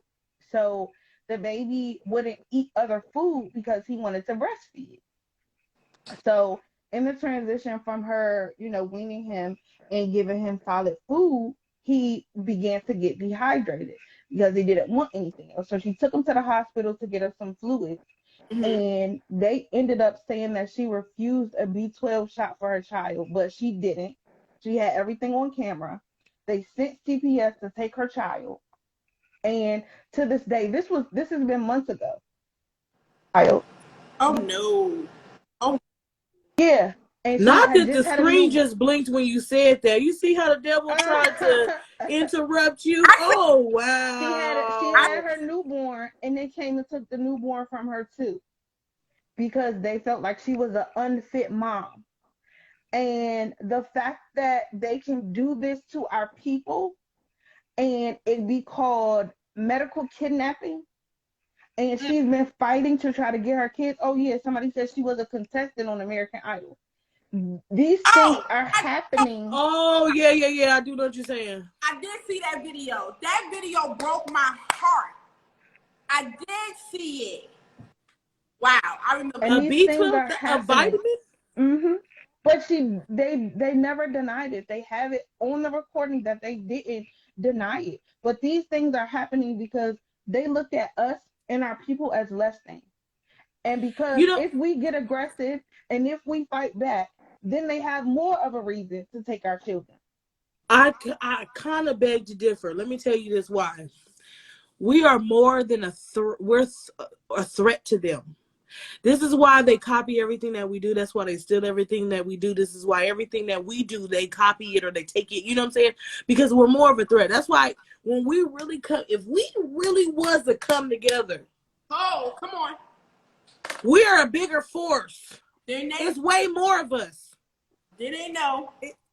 It's way more of us. Hmm. It's way more of us. And I don't I don't know why they put it in our minds, or I can't say our because I know I'm not a minority. We're not minorities. It's way more. If you look at how many women are with this many women are with this many, Mm-hmm. you will see, and the kids is all coming out mixed. So like in the next 10 years, Listen, keep it a stack. Everybody black because everybody came from a black woman. Everybody came from black women. So You don't want me to go deep into history, right? Y'all want me to go? Y'all want me to take because I that shit there. keep it a whole stack. You go back in your You lineage, think I'll and take you're that gonna shit run up on there. a black person. Okay, so don't sit up here and try to fake and pretend like we're less than. When listen, everybody's black. Exactly. Everybody, They just ain't got no sunlight. even them. Some of them is. Some of them was made in a petri dish, but we ain't gonna go get into it. They gonna really cut us off.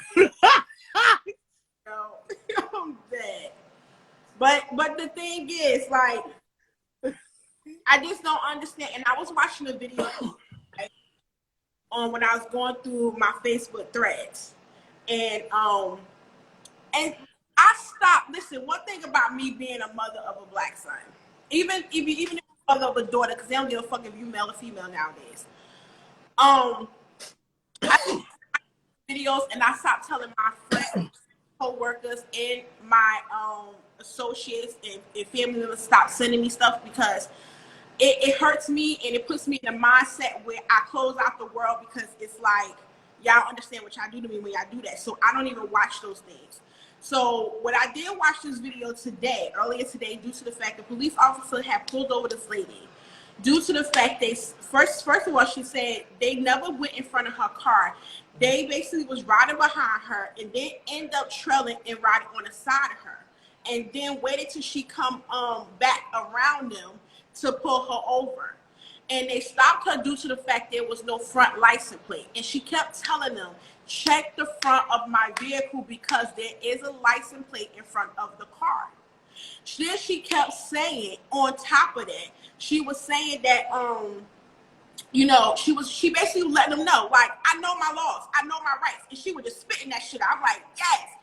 While her young son was in the car recording the whole thing, which that's another thing that's crazy that we have to do. We got to put our young innocent children in a position to record when we get stopped by the police because they don't know if their mother or father may die in that moment.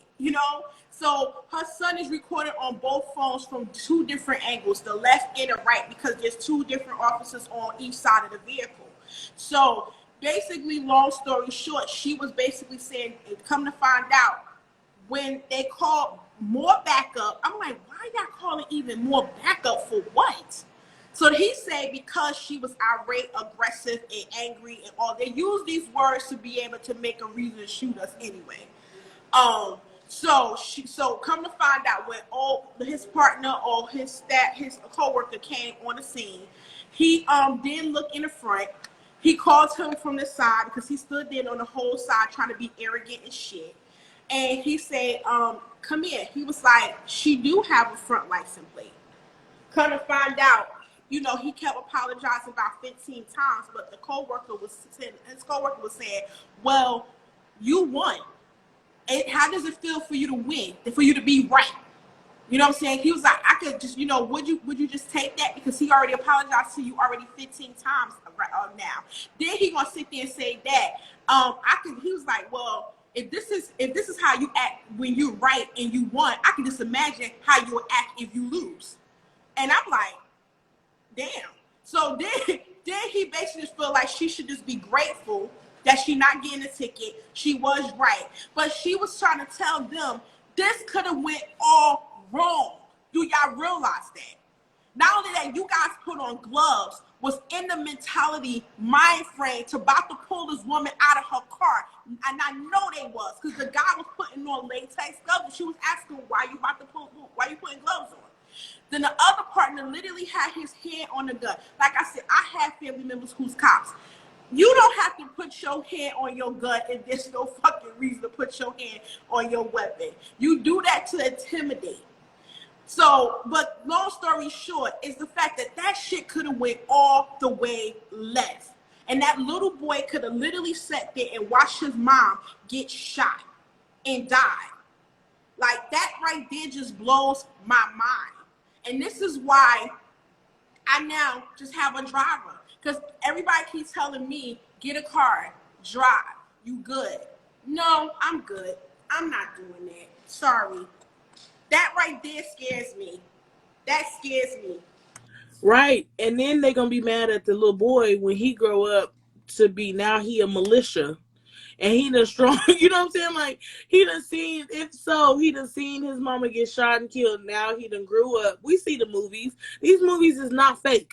No. I don't know why people think this is somebody's thought process of somebody wrote this. These is things that happened to someone, you know what I'm saying?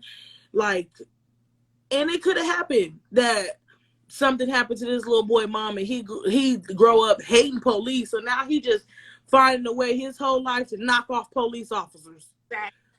You know what I'm saying? Like, and then they tell me, well, we don't know why he killed 27 police officers in the north. You know what I'm saying? Like, well, you guys killed his mom.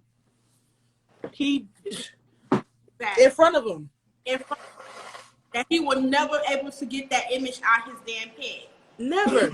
And she was just so, she was so shooken up, and I understood because she was sitting there like, all you guys had to do was what I said. Shoot, I gotta chill. And then, Lord. then he had the audacity to say, well, if you would have just give us what we asked for from the get-go, then this could have been all over with. If I'm supposed to just shut up and listen.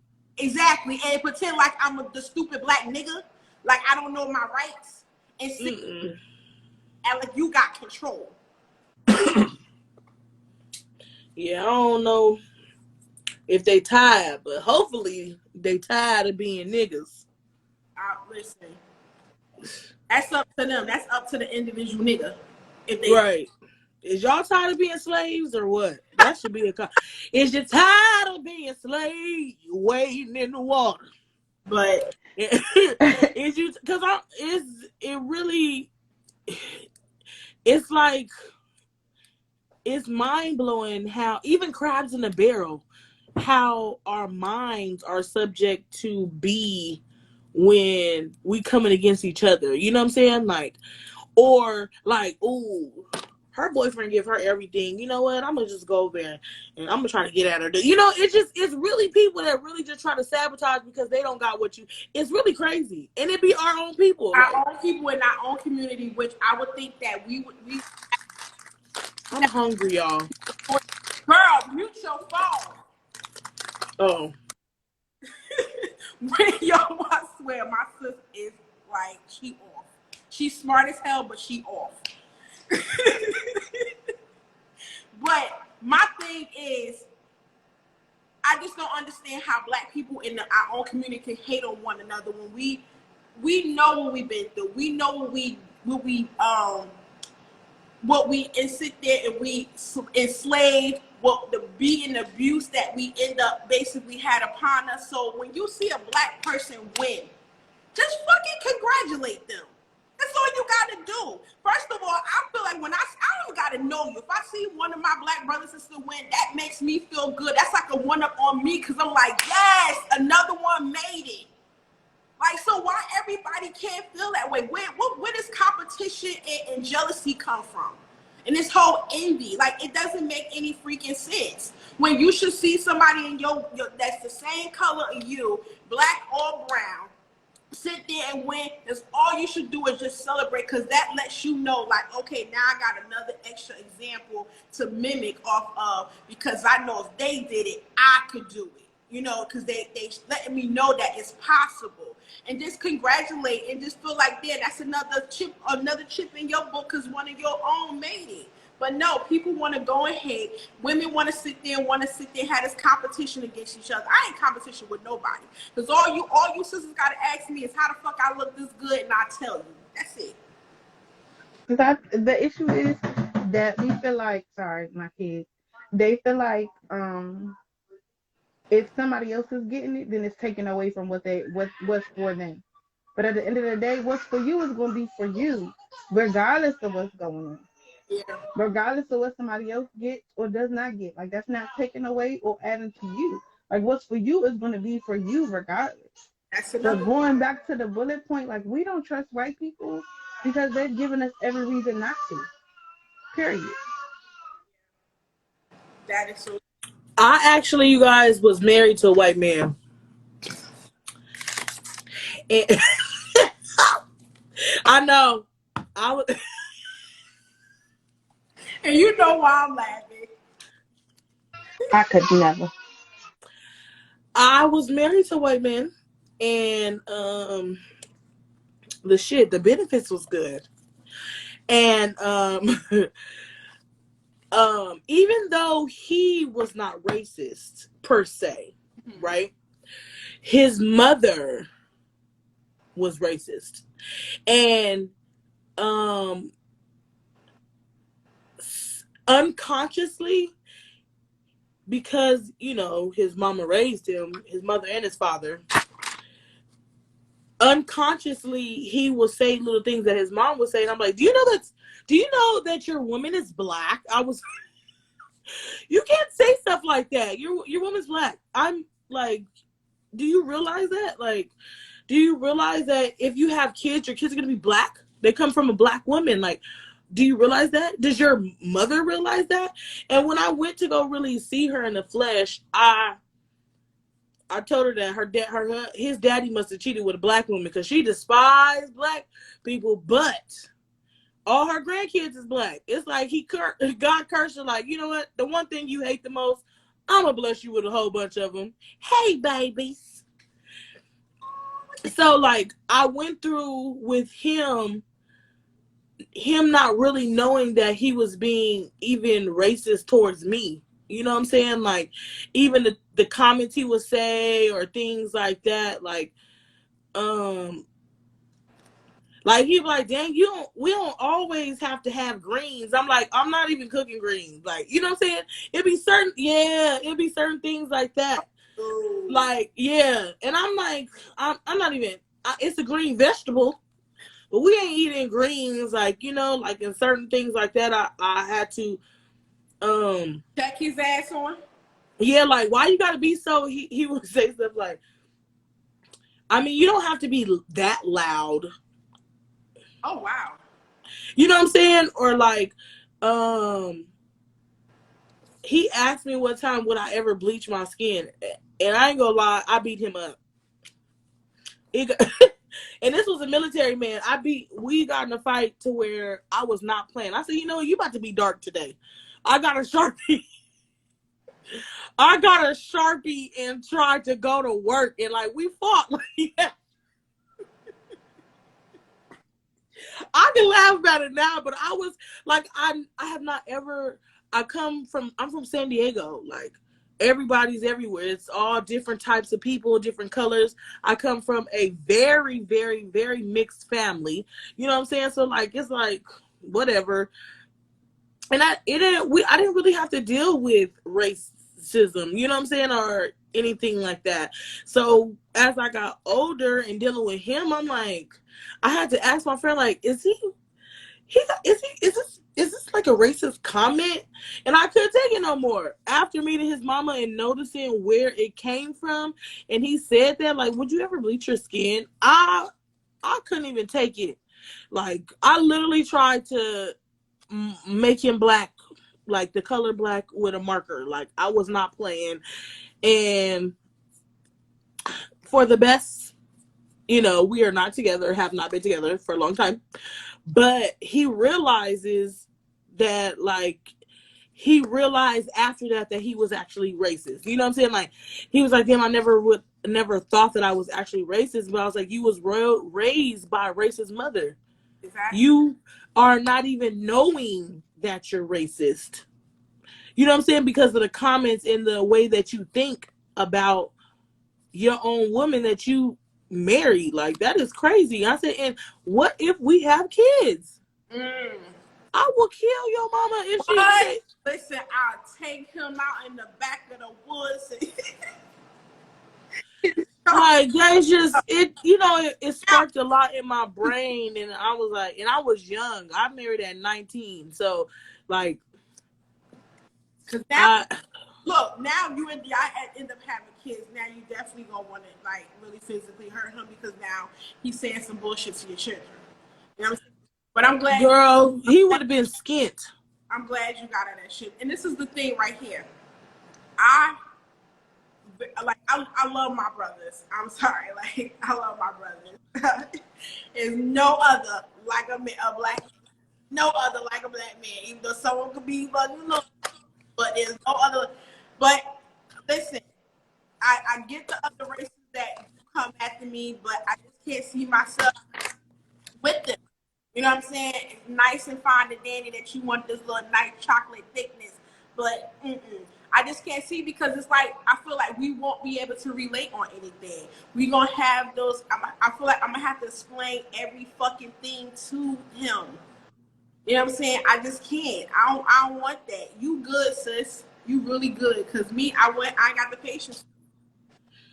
Yeah, I mean, I probably didn't have the patience at the time. Well, yeah, I had patience, cause You you got all the patience in the world. no, my attitude, my friends would say so much different, girl, cause me not have patience. Me like, oh, patient, no. So, I I think that what really it was just I dated gangsters. And the gangster that I still I love a gangster, but the one that what I'm saying that I was with at the time or I was talking to then, he was more like mentally abusive, and this man was not. It started off like, oh, I love your skin, like, you know what I'm saying, like, I love the way you shape, I love, you know what I'm saying, he worshiped me. Yeah. And it kind of made me fall, I ain't gonna lie. And then he gave me anything I want. And that's just the horrible thing because, when the man give you everything with no, you know what I'm saying, this. Have you ever been with a Spanish man before? G asked. I'm Spanish, so I Oh I yeah, don't know. which she is. But that don't mean that listen, that don't mean I know I got Spanish friends and they only dated black men. They don't even So this is my thing about Spanish. I'm black and I'm Spanish. Do you get what I'm saying? So I know what you are. So when I'm saying that, I'm just saying it like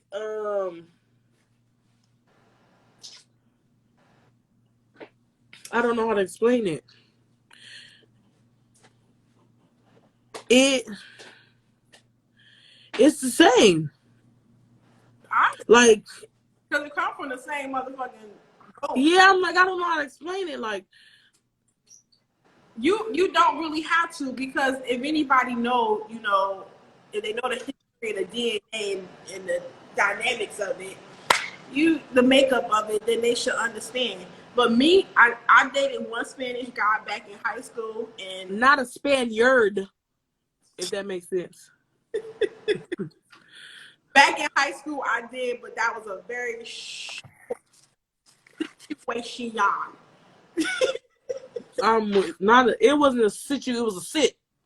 Yes, it wasn't even the whole word. It was the SIT. Like, That's what I'm trying. Like, how do I explain that? But I would So, say, story time. Okay, my hey, experience. My oh, experience. Papa, hold on, y'all. Okay, my experience dating a Hispanic. I think oh my god. I think I just started college, and I met this guy working at the grocery store, and he literally like automatically when he saw me, it was like he had fell in love, and he would come up to the store all the time, like just to see me. Like wouldn't get nothing from the grocery store, but he would come up there just to see me. And I ended up giving him my number, and he would call me, and he would be like, "I love you." I'm like, "Wait a minute, sir. We just met. Like, what do you mean you love me? Like we literally just met." So he was like, "I'll take care of you." Like he had money. He was in construction. Like, "I'll take care of you. Anything you want, I'll get it for you." And I'm like, "Sir, like." He's like, we can get married. I'm like, sir, we literally just met a week ago. See that I like Haitians, Jamaicans, Puerto Ricans, Dominicans, you know, they all do that. I don't know why they just jump the gun of talking about I love you. Like how you love me, sir. Cause I even have like Jamaicans, because I live in an area where there's a lot of Jamaicans, Haitians, Trinidadians, and Africans. And I can walk in the store, or either they see me a couple of times, of like, and they try to get my attention, or end up just, finally try to have a conversation. And me, when I don't want to have a conversation. But so the guy, one guy told me, he was like, I just want to tell you, I love you. I'm like, sir, you only probably seen me like 3 times in your lifetime. How the hell you love me? Stop using that word so loosely like that. And then one guy was saying, well, I ain't really got to love you. I ain't got to know you to love you, because we supposed to love each other. We brothers and sisters. Right. Girl, miss me with that shit. I don't feel that you have to know, like, I do be thinking, I know what you're saying, though, it'll be overboard. I get it. That part that he talking, I love all my brothers. I really think it's a worship. I like to be worshipped. Do you guys like to be worshipped? Because I like to be worshipped. No, cause if I decide to leave, then you're gonna be trying to kill me. So no, thank you. No, no, I'm good. You don't gotta worship me. I like to be worshipped. So I don't, because then that stalking come.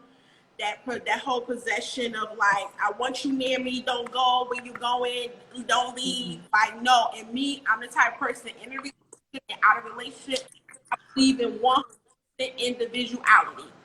Well, I don't go into relationships thinking I'm leaving. We not going nowhere. What? You is not leaving.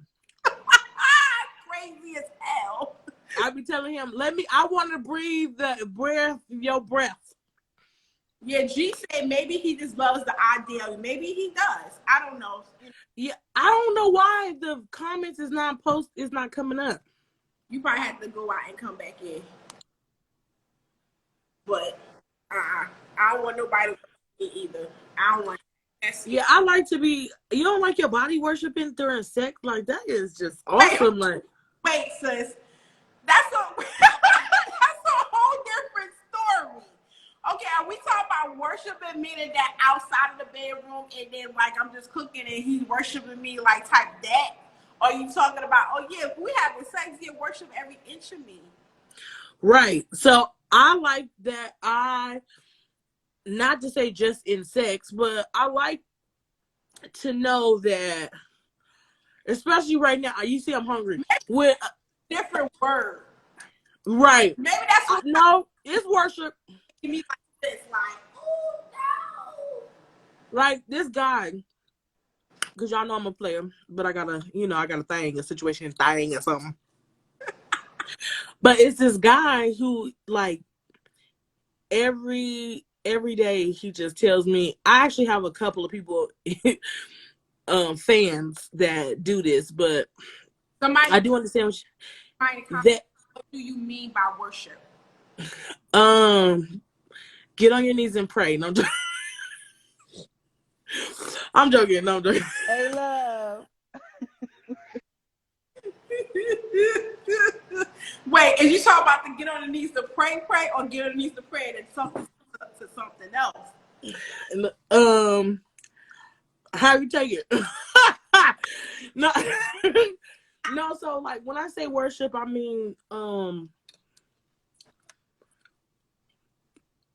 like when you adore somebody. You need to see his comments.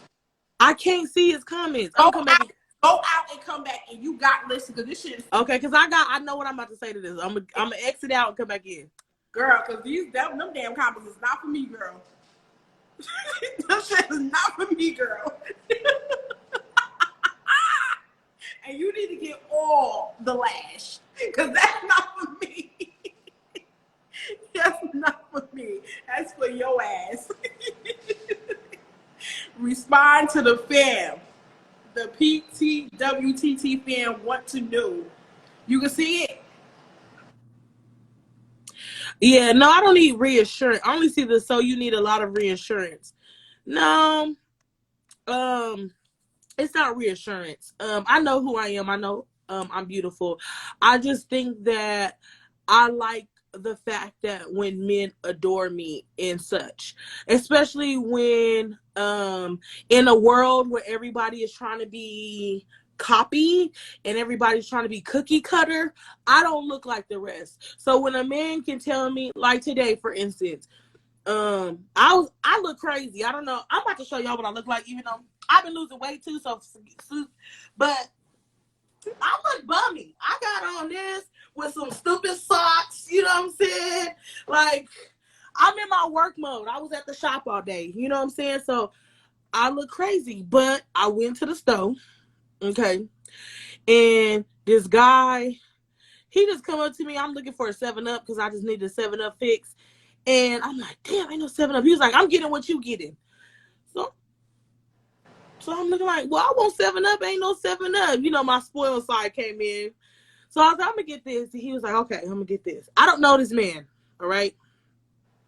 He was like, I love that lime green on you. I said, thank you. You know what I'm saying? Like, I feel like that's a worship to me. Not to say like, you got to pray, I worship the lime green on you and love.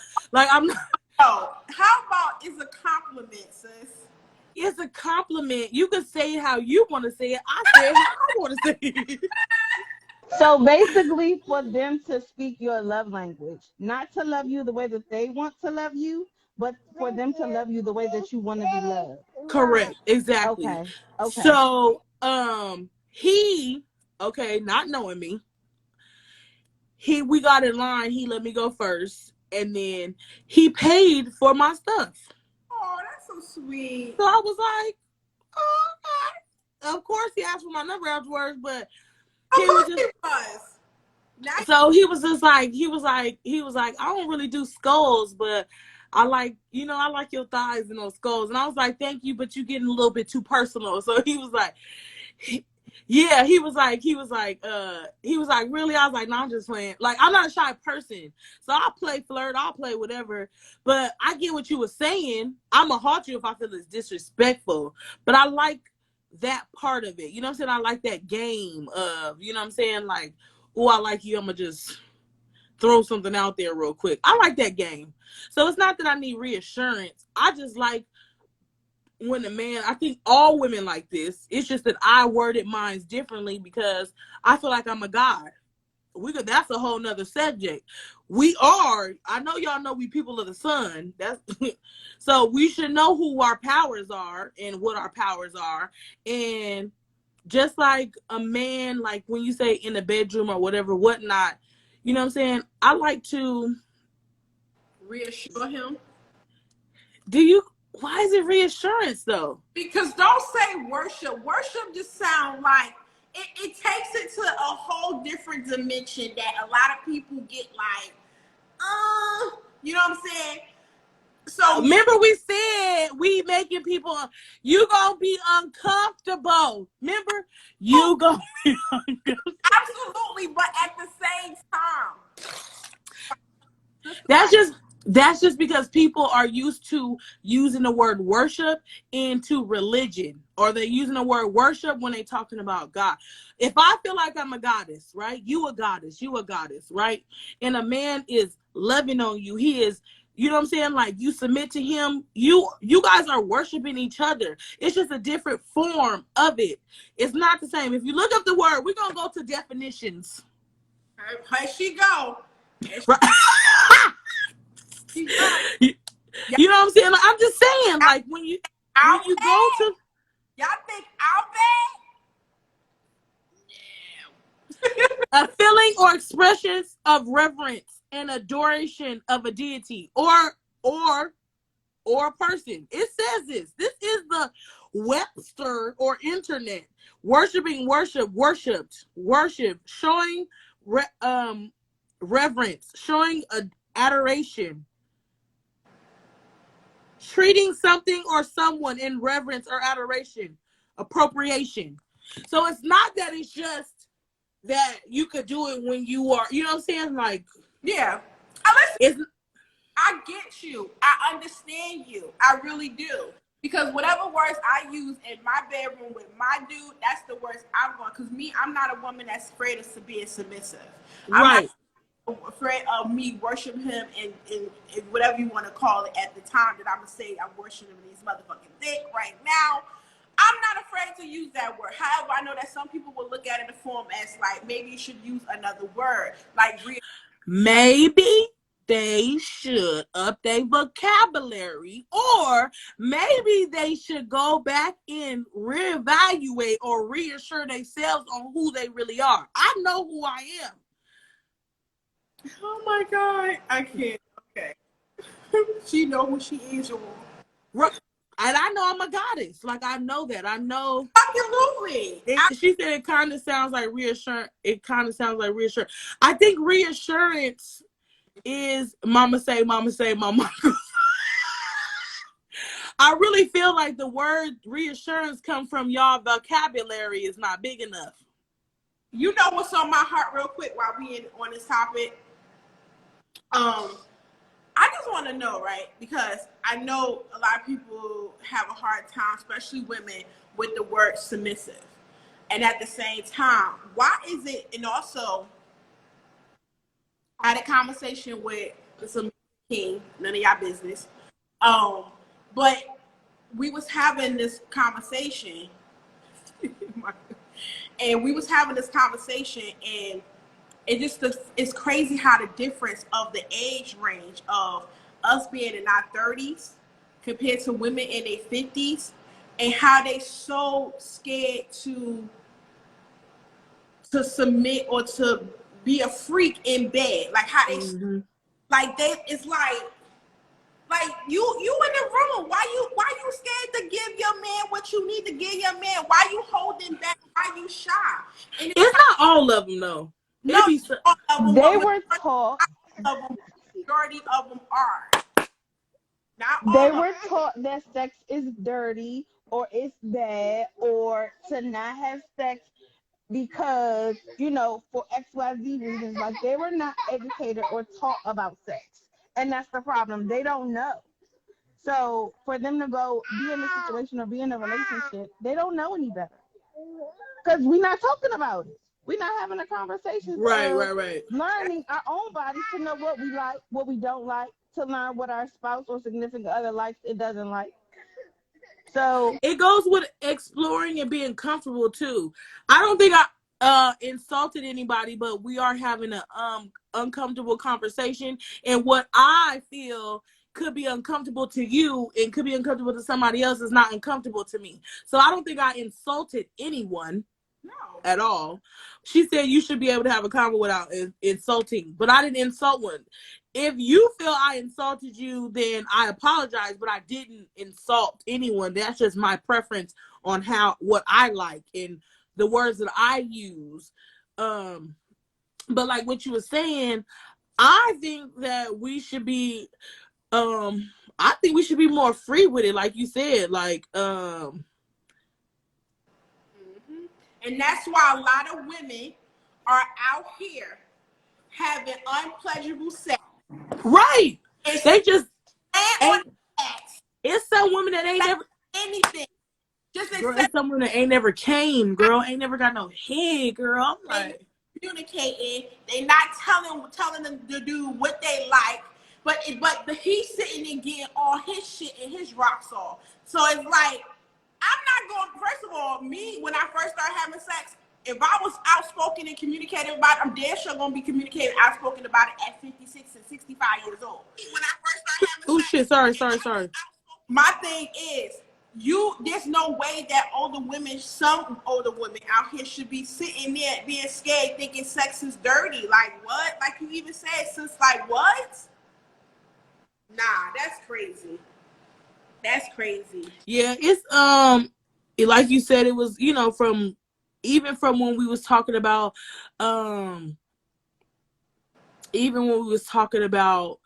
when a person has been molested or touched, you know what I'm saying, when they were younger, you know what I'm saying, some of the sex is kind of gross. I actually have a person that I know close, and they were touched.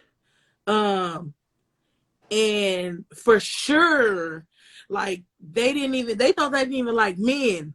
You know what I'm saying? Until, of course, myself tried to bring almost a weird, but you know what I'm saying? On some whole different level shit. Right. You know what I'm saying? Until I was like, nah, I don't think that it's just like you don't like men. I just think that you haven't been comfortable with the person, you know what I'm saying, enough to let them explore you or let you explore. Because when you're comfortable with your partner or the person that's why sex is not, yeah, that makes it gross. What makes it gross? That's why it's when you can't explore, you're limited, and then you limit yourself. When there's so many more ways to climax, there's so many more, even mental things. Um Mental things can't stimulate you no more. You know what I'm saying? When it's oh, okay, yeah, it makes it gross. You're right. You're very right. Mental things can't or stop you from wanting to be stimulated, you know what I'm saying, or even seeing a penis or seeing a vagina. You're like, I don't even know what the heck is going on. So I really feel like it's for you to, or for a person to make you comfortable, and you need to have that conversation. Somebody did say communication. Yes, facts, that people need to have communication with their partner, and multiple partners.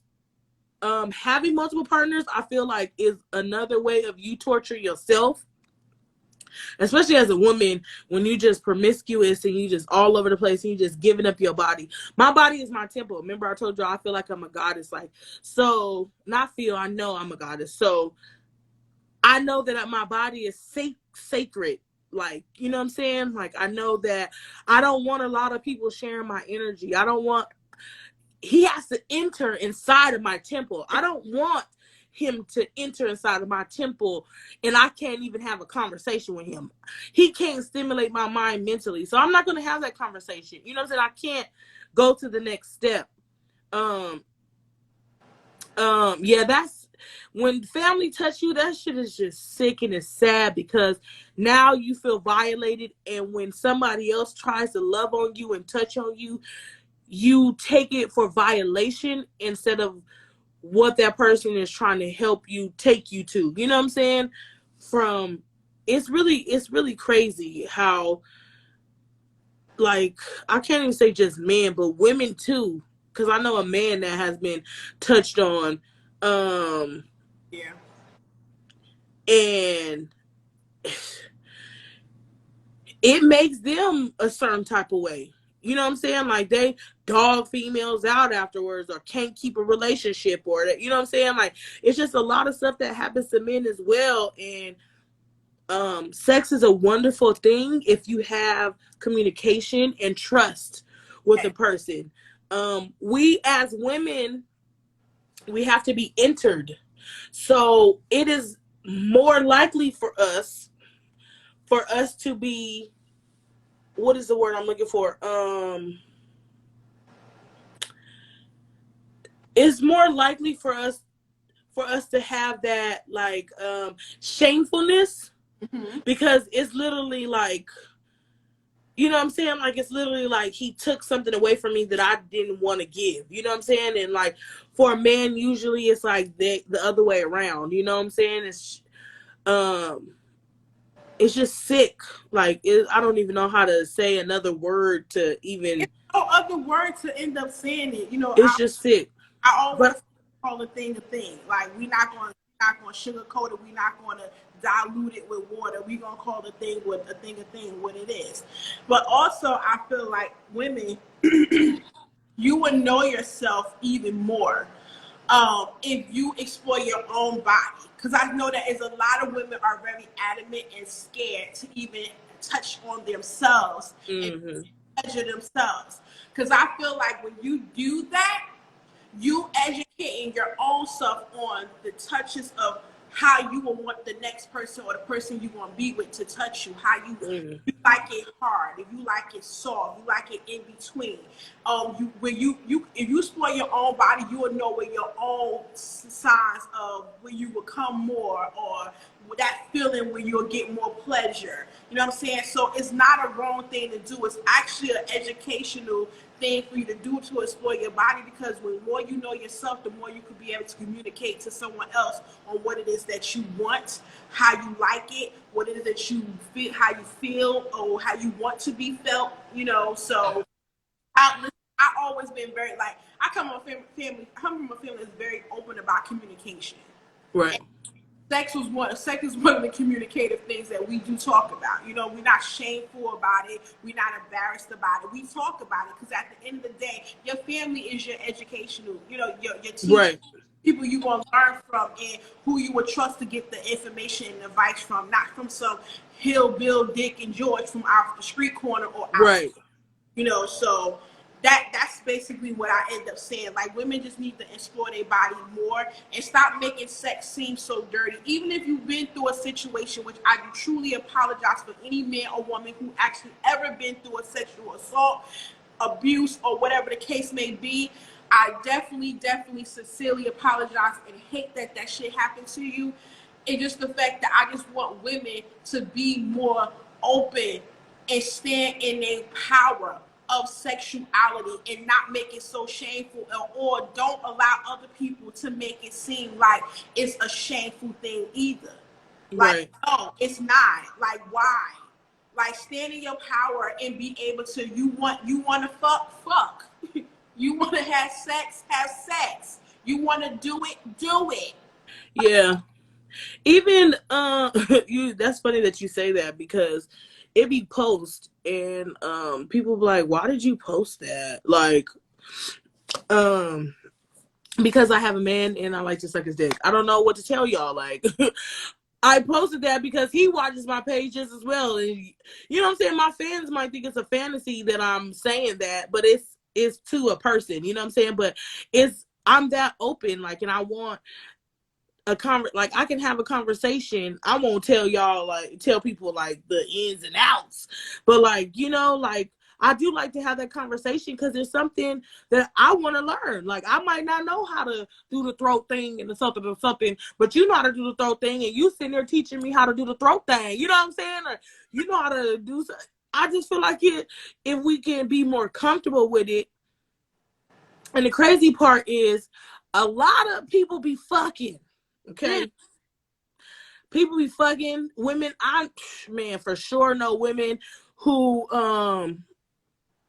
I think it's people people be being judged. You know what I'm saying? It's a lot of people be fucking, and then but they're looking for the right something, or they're trying to they're trying to substitute it for something else, or you know what I'm saying, like, they're really not getting no enjoyment out of it. I really don't feel like you get enjoyment from sex hopping from man to man to man, because you're losing all your energy. And like you were saying, Yeah, they do. touch yourself. Like, I don't know about anybody else, but touching yourself is lucrative to yourself. Okay, I'm about to use another word that y'all want to hear me use: praising yourself. You are loving on yourself. Shit.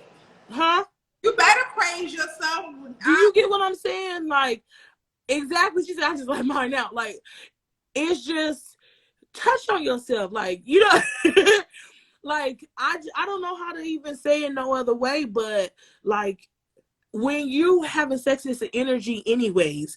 Use that energy to think about something else. Like, use that energy to manifest something. When you playing with yourself and you know you need Joe rent paid or something like that, think about that rent being paid and use that energy, that force. I'm about to go there.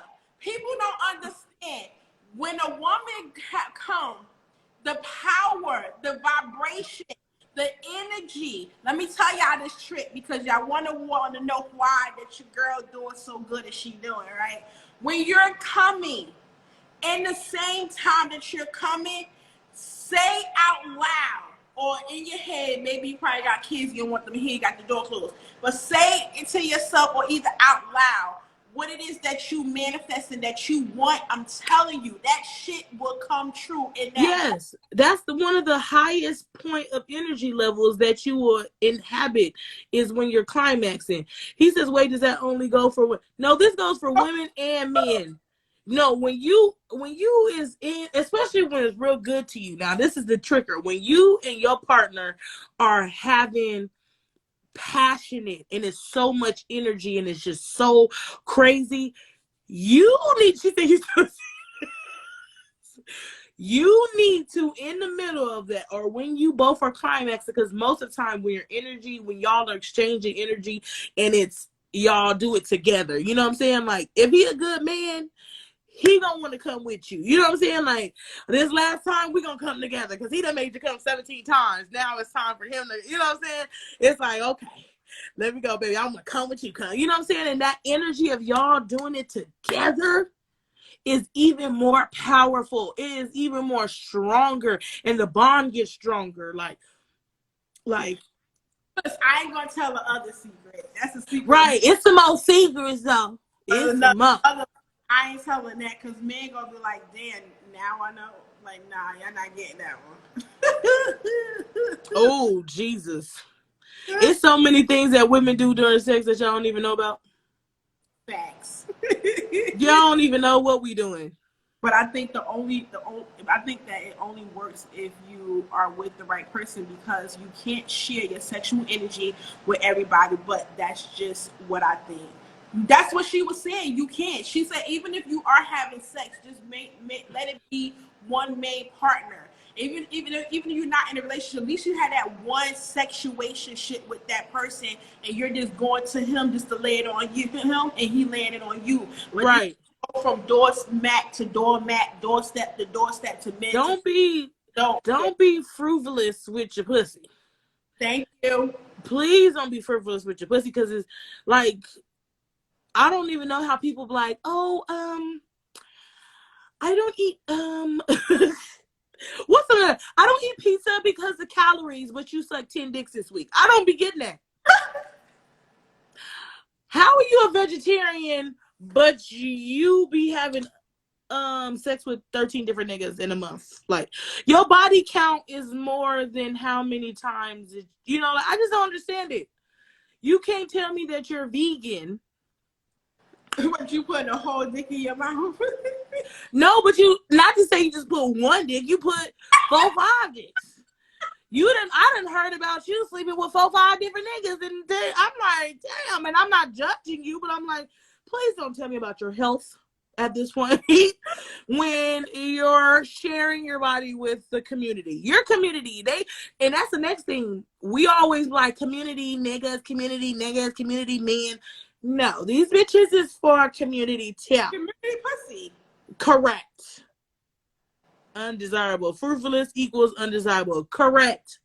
You are very right about that. Like, I seen a person go from the hottest thing out to the nottest thing out, because it's just like, oh dang, she was with you too? Wait. This girl went to a family, my friend took his little piece or whatever it was to a family barbecue. Okay? Come to find out, the girl was with the cousin and the brother. Wow, I'm about to say she slept with half the people at the barbecue. So the sister and the mama and the two sisters, it was looking like, they gotta tell the cousin like, yeah, no, you're gonna have to go and let that go, because she was with everybody. It's just embarrassing. So like, it's like, he said, now she. Damn, that's what it is. Yeah, but you know what? After she hot and ready, and y'all use her, you throw her away. Yeah. Instead of just telling her, like, you know what, baby, I don't even want to do this to you. I don't even want to make it more. I don't even want to put you more in a worse situation that you already are. I want to help you. I don't even want to violate you like that because you violated yourself. Like if a man would talk to a woman like that, a lot of men listen for that reason. A lot of men, you will get.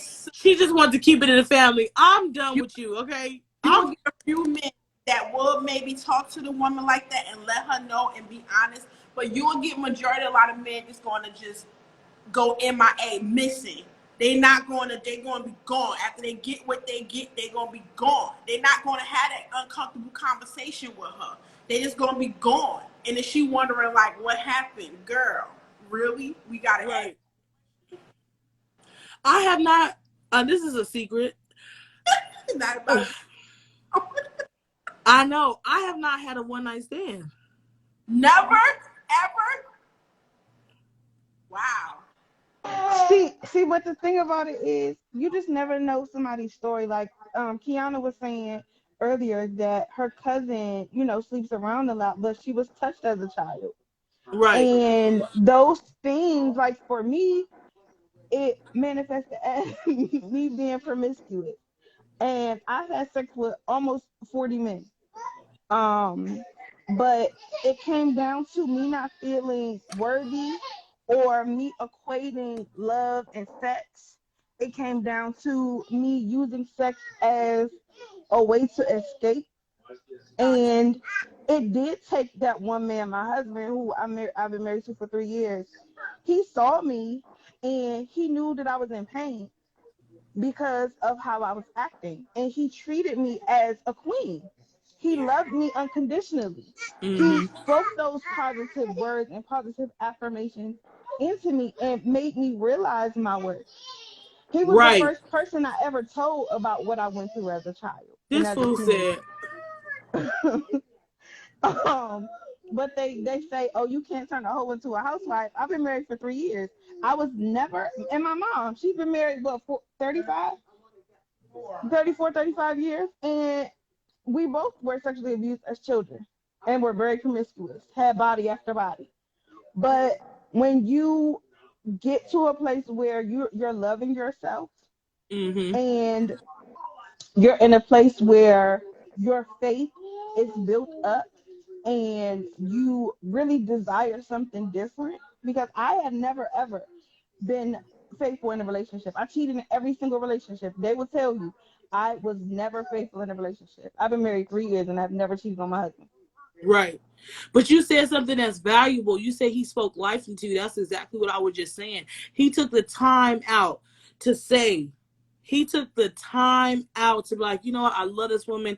Even though I ain't all the way together, I want this woman to be for me, though. You know what I'm saying? He didn't try to have sex with me. As much as his friends or whatever, whoever said, she good at this, she good at that. Like, he never tried to have sex with me. He did not ever try to have sex with me until I was ready. And even then, he was like, I didn't want to violate you. He was even hesitant because he wanted to make sure that he was doing things differently than the other guys I dealt with.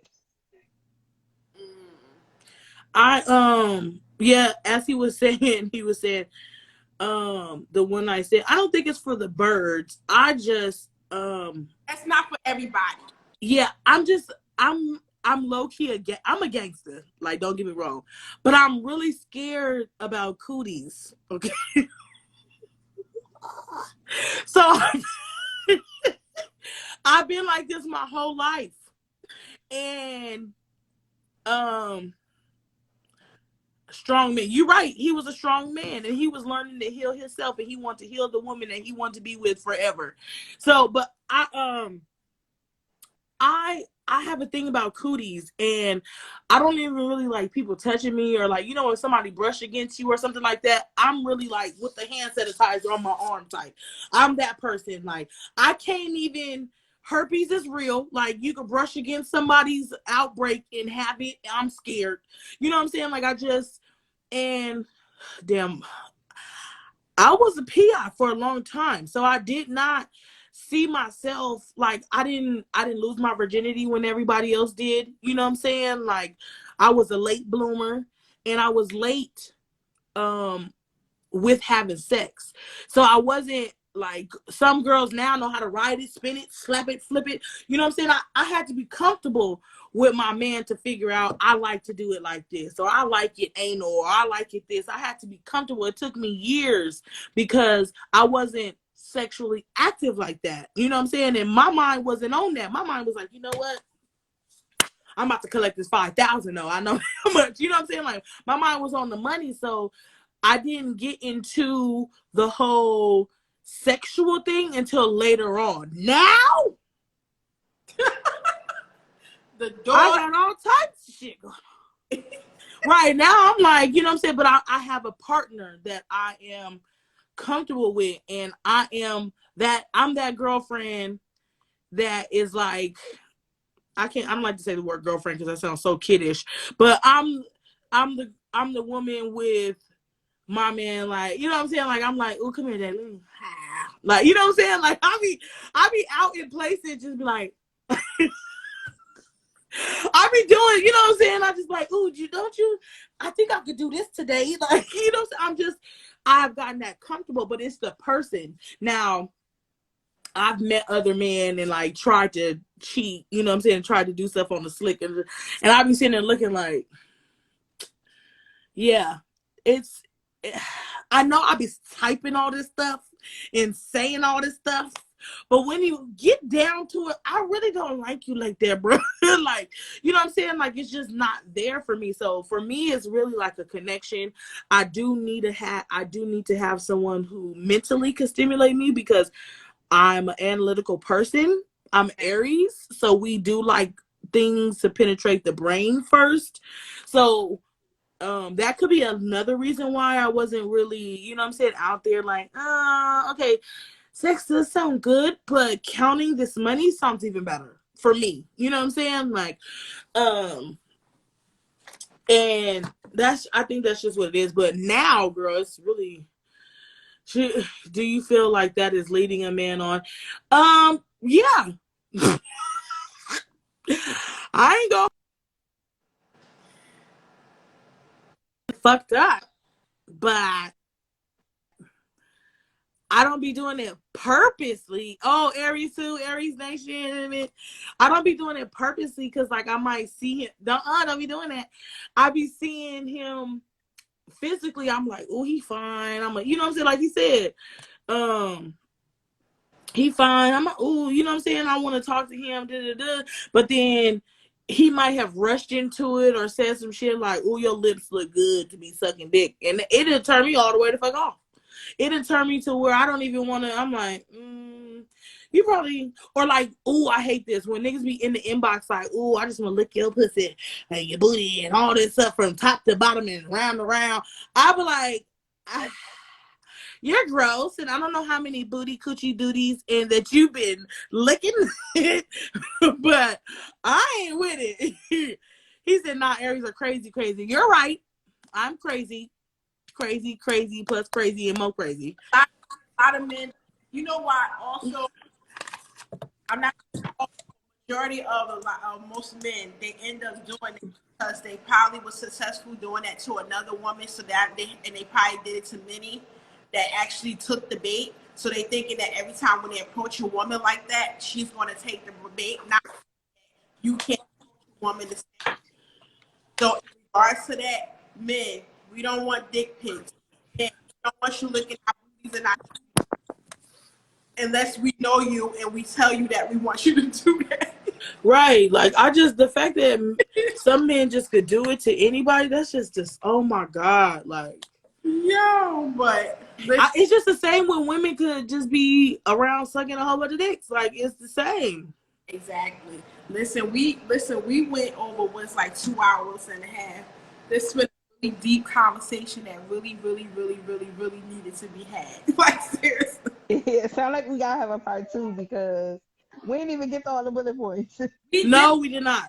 We did not. So listen, this is part one. Part two is I gotta talk to the Queen sisters, see when they could be able to come back on so we could do part two. This has been really fun because even in our bullet points is so broad to the fact that it goes to other topics and other conversations. And I love that because, listen, it helps us to be able to cover all the bases in the ground. But listen, tell everybody where they could be able to see you guys, what's you guys going on, where they could come and follow you guys and support. Because, support is free. Well, if you're on Instagram, it's We Love A Love. It's really We Love A Love everywhere. I'm about to put my Instagram on in the, what is that called? In the comments. She said, what is it called? Y'all don't even know my brain. The way the reason why I be saying and is because my brain moves so fast that I'm trying to get it all out, but it just went past. It's like it's like I don't know how to explain it. My mind is going through so many things right now. And she say, thank God I'm not part of the Eat a Booty gang. Listen, you will never be able to come to their meeting because you're going to eat this booty. I need you to lick the water like grocery from the rooter to the toter. Who does? And Prince of Pain. I like that, but are you turning your pain into purpose? Like, he said, I had a girl hit me with that LOL, but I just wanted to take her out. She hit you with what? What she hit you with? Tell me. Wait, she was gonna eat your booty? Men don't be wiping their ass. I mean, ooh. Look, that's a whole nother conversation, okay? That is a whole nother conversation. We'll talk about that in part 2. We will definitely talk about it. So, sis, tell them where they can find you at, what they can look forward to you, what you got coming up. Yes, you can find me. Tony, can you stop, please? Oh. You can find me at the Holistic Health Plug here on Instagram. Look, my babies up. I got 2 under 2, and soon to be 3 under 3. Okay, y'all. I just found out that I'm pregnant again. I was going. You know what's crazy? I seen that. I'm sorry, I didn't mean to be like that, but I seen it in you. I was gonna ask you, was you pregnant? I for sure was gonna ask you that. Yeah, both my kids are 1 right now. They're only 10.5 months apart. So both my kids are 1. And I just found out I'm pregnant again. So you have a triplets. Basically. You got Siamese triplets. Basically, but yes, you can find me on Instagram at the Holistic Health Plug. Mostly on Instagram and Facebook. You can find me on Facebook at Jaleesa Hardy. If you're looking for any holistic health resources, definitely check out my Flow page. The water filter that I talked about earlier, the skincare products that I use, all of that is on my page, my Flow page. So definitely check that out. Yeah. So please go make sure you guys follow everyone that's on here. You come from A Love following, come from the Holistic Health Club following, you come from my following. Go in to follow, subscribe, like, and support because listen, support is free. It doesn't cost a thing, people. It doesn't even take a lot of time either. I hope y'all know that. If you support somebody, you extend just a little finger of just pressing and supporting and just actually just commenting, liking, and just showing them some love. You will be amazed what you'll get back coming to you. So, listen, this is part 1. We got part 2 to be announced. We'll let you know. So I'll see you later. Tomorrow night, I have the peer code coming up. We talking about turning her pain into purpose. So check me out tomorrow at 8 p.m. Central. I said about to say Central. 8 p.m. Eastern Standard Time. Check your local listings for all the rest of the time zones. And listen, I love you ladies for coming through, standing with me this late night. Love you too. Gotta go put my little munchkins to bed. Yes. Have a good night. Love you, babies over there. Auntie, love y'all little cuties. Look at him, huh? Little handsome. Look, he like, oh snap. Look at him. He like to be in the camera. Good night, you guys. Love you. Later.